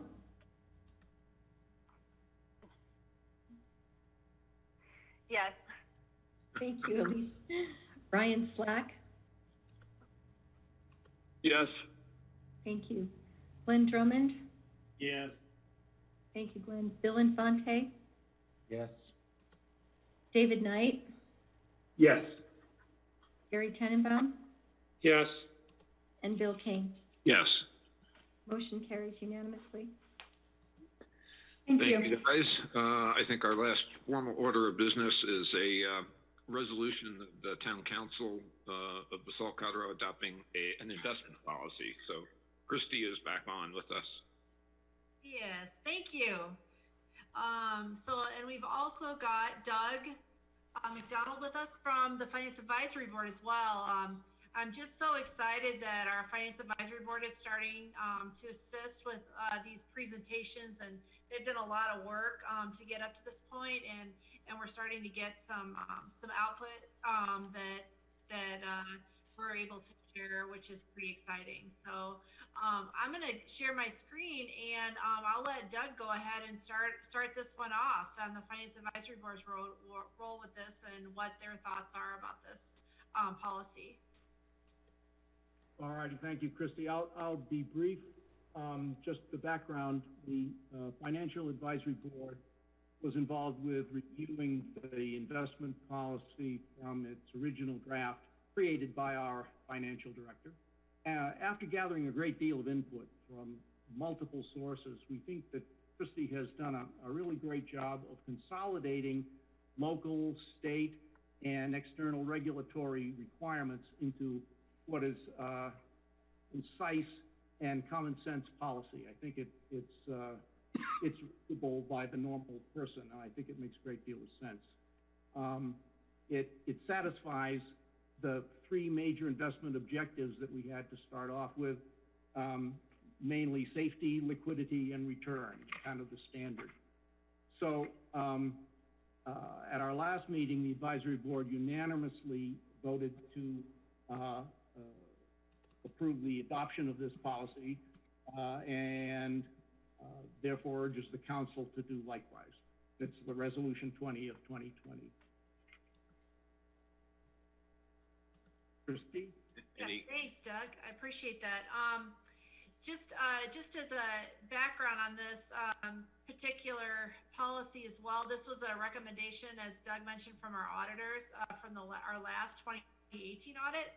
And so we just wanted to make sure to complete that and to get an investment policy on the books. As Doug said, it's just so important with safety and making sure that we have a fairly easy to use policy because we're a small town. And we also want to balance that with adequate internal controls to make sure that we're protecting our liquid assets effectively. So I believe that this is a really good balance of that. And the two samples that mainly we use were the GFOA sample, Government Finance Officers Association, and also the City of Aspen's policy. We condensed their policy into a easier to implement policy, but still meeting all the criteria as Doug stated. Yeah, I would just like to offer a few comments. I had the pleasure of navigating through the 2008-2009 recession when I was the town manager. We had about $3 million on hand. We had no investment policy, and we just kind of came to work one day and listened to a news story that said we were not sure we had a solvent banking system in the United States.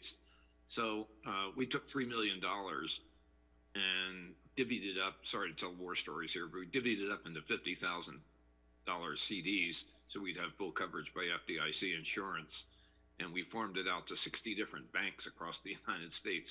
So I can't tell you, I read every word of this thing, and it sort of warms the cockles of my heart to see how confident and reassuring having this policy in place is. This is, we've come a long way, I'm telling you, from 2009. This is very cool having this. So thank you very much for Doug, especially for the hard work on it. And it just looks very solid to me. So thank you. I feel better about having it too. Yeah, no kidding. It's great. You know, it's so much better than investing in greyhounds. They just are not reliable. No, they're not. Reading this was our HOA, it makes perfect sense. Elise had her hand up. I think this is great to have an investment policy, and we don't need to spend a bunch of time on it, but I just wanted to throw an idea out there. You know, the town of Basalt has a climate action commitment. I think the only place that this would actually factor in maybe is the money market funds. But I love the idea of divesting from any oil and gas funds and not participating in that as a way to be consistent with our climate action policy. Well taken. Yeah, we really ought to be pursuing that, you know, green investing guidelines for sure.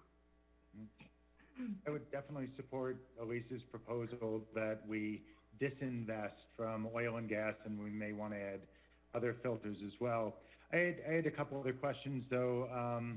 One of them was about the pooling of funds versus having our funds in segregated accounts. I mean, that's mostly an administrative issue for the broker-dealer. It doesn't cost more money to have more funds. So I was just curious why we wanted to pool when segregation is not a big issue. I had a question about investment in town of Basalt issuance. In one of the clauses, we suggest that we can invest in town of Basalt certificates of participation and other debt.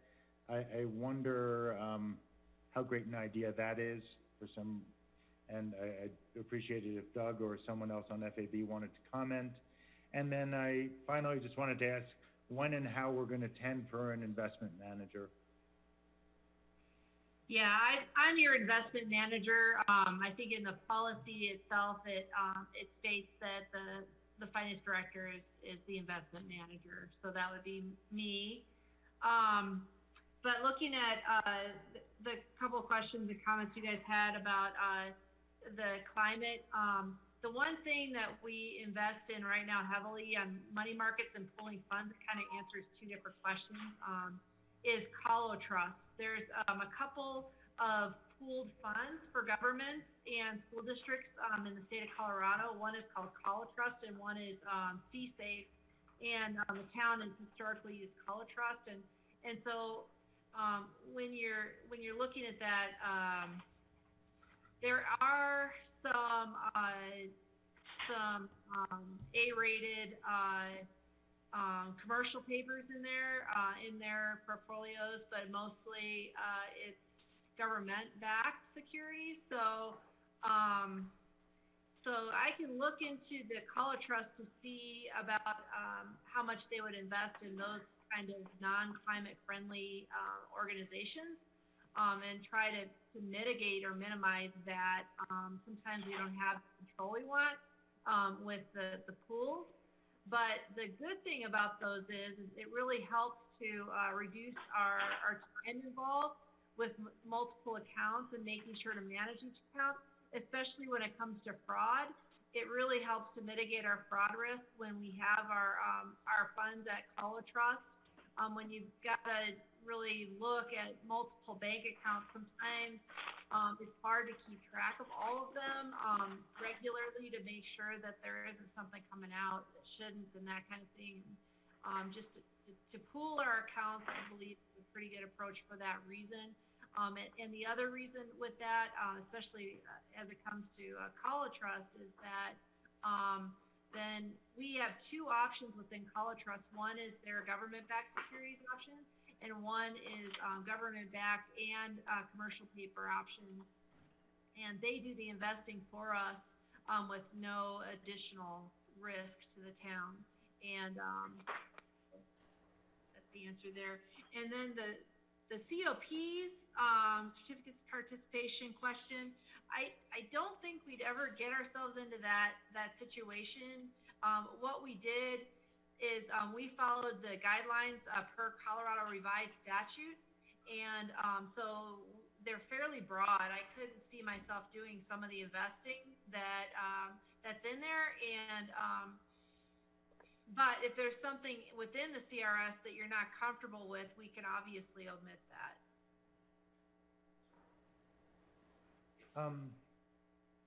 Christie, I'm sorry to come back at this. So as I understand, we are going to invest our funds through Colo Trust. Colo Trust will make the investment decisions for the placement of funds in specific securities or other instruments. Is that right? You're not going to be making the specific investment decisions on individual positions in any debt, money market, or other. Is that correct? That's correct. I mean, I'm not going to do anything to that effect without more conversation with counsel. And I think that that's the important part of having our investment portfolio in our audit, so that you guys always have a picture of what we're investing in and have an understanding of that if any investment is changed that you can ask. I mean, I think that this policy for me is really a breath of fresh air, just like for Bill Kane had stated, because it gives me that guidance and makes sure that I'm, being prudent in the investment the way that counsel would like me to invest in Finance Advisory Board. And then it's my responsibility to do so and to make sure that I'm informing counsel of any changes or recommended changes. How much does Colorado Trust or Colo Trust charge us to manage our money? It's a very small percentage off of the investment percentage. I don't have that with me right now, but I can definitely get that to you. It's a reduction in our percentage that would be received, but very small. I mean, industry standard's like 2%. I'd expect they'd be 2 or less. You're right. Much but less, if we could just find out, that'd be great. Sure. Be happy to. Very cool. Great work, though. This is fantastic that we have the policy. Good. Additional comments, questions from council on our investment policy? Thanks for doing this. I read through it as well, word for word, and I think it's great. So thank you. Finance Advisory Board was really key in helping with this whole process too. I really appreciated their input, and I really have to note as well that I think that the Finance Advisory Board is working as it's supposed to be in relation to the community involvement in helping with the credibility of our finances, and coming with these policy decisions is really a great step. Great. Thanks, Christy.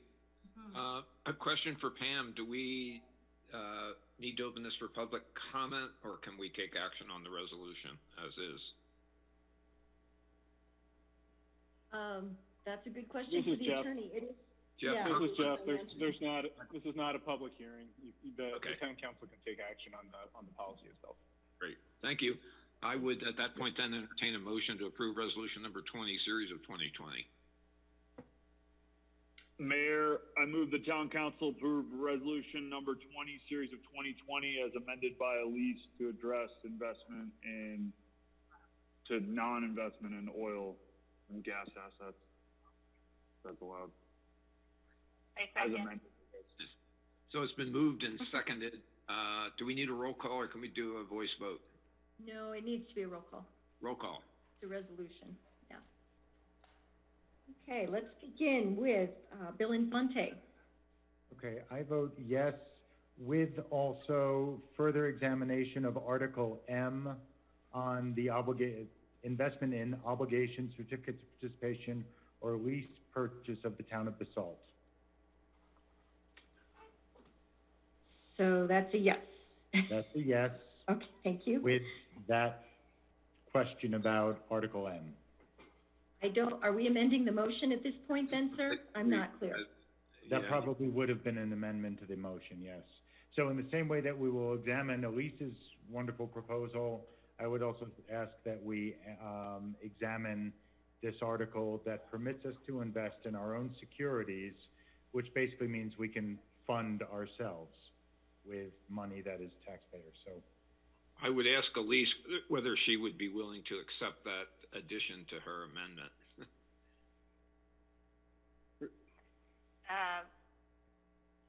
It was actually my amendment. yeah, I was going to say, it's in addition to what Elise had suggested. Yeah, so your provision, your proviso was relative to non-investment in oil and gas, and Bill's proviso places restrictions on certificates of participation. I do want to note, I just want to note that oh, go ahead. Sorry, go ahead, Christy. I just want to note that if we're going to divest from the climate, I mean, oil and gas specific, I'm going to have, I mean, it may preclude us from those pools. So, but I think it'll still be okay on the government backed part of those pools. So, okay. Okay. So just in terms of procedure where we are, there was a motion by Ryan Slack with a condition to not include investments in oil and gas entities, and there was a second, and then there was the roll call, and as I gather, based on Bill Infante's comment, there's a request to be that Ryan Slack restate his motion with an additional amendment. I think that is where we're at. That's really correct summary. So Ryan, would you wish to restate your motion with the suggested amendment by Bill Infante? Mayor, I move the town council approve resolution number 20, series of 2020, as amended by both Elise and Bill Infante, addressing using investments of the town and as well as oil and gas. Great. Second. Okay, so it's moved and seconded, and Pam, let's call the roll on that motion. Okay. Can I have a question. What is, can you summarize what Bill's amendment to the motion was? I'm not clear. I don't like the idea of using government funds for the purpose of financing our operations. These are reserve funds. It's kind of like the Federal Reserve buying U.S. government debt. They're not supposed to do it, although they have recently. So the notion of putting taxpayer resources at risk for the purpose of financing our government is probably not good practice. I thought the resolution stated that nothing could be put at risk. We would be 102% pretty much every time we invest. No, it says we can invest in any obligation, certificate of participation, or a lease purchase of the town of Basalt. And that would be exempt, as I understand, from the 102% collateralization. But regardless, 102% collateralization on $1 is not going to get you very much. So I am uncomfortable with Article M. I'm gonna, yeah, and I'll check with the banks too to make sure that when we're in our banks, like if, how that all plays in with the COPs and if that's tied in somehow.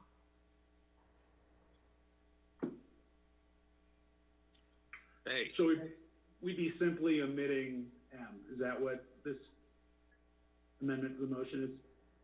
Unless we come back with a convincing argument from an investment advisor or any other person whose investment guidance we trust. But otherwise, no. I would say no, we do not buy our own certificates of participation or lease purchases.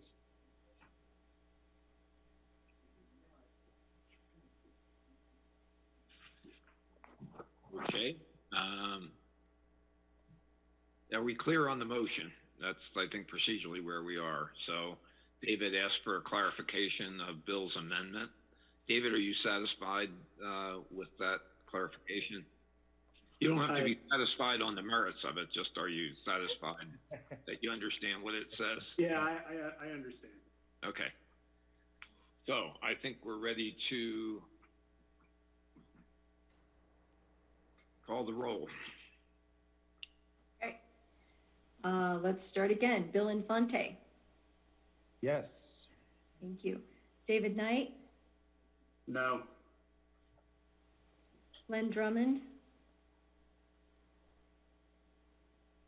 I'm gonna say no. thank you. Gary Tenenbaum, No. thank you. Elise Hoddle, Yes. Ryan Slack, Yes. and Bill Kane. Yes. Motion carries by a nose, 4-3. Wow. That's our first split vote. So with that happy note, I will be pleased to, I think we have information correspondence, all clear unless there are questions on that. I'm pleased to announce that the meeting is adjourned and it is 8:36 p.m. Thank you, everybody. Have a good night. Thanks, guys. Thank you, Thank you. bye-bye. Thank you. Good night. Bye-bye.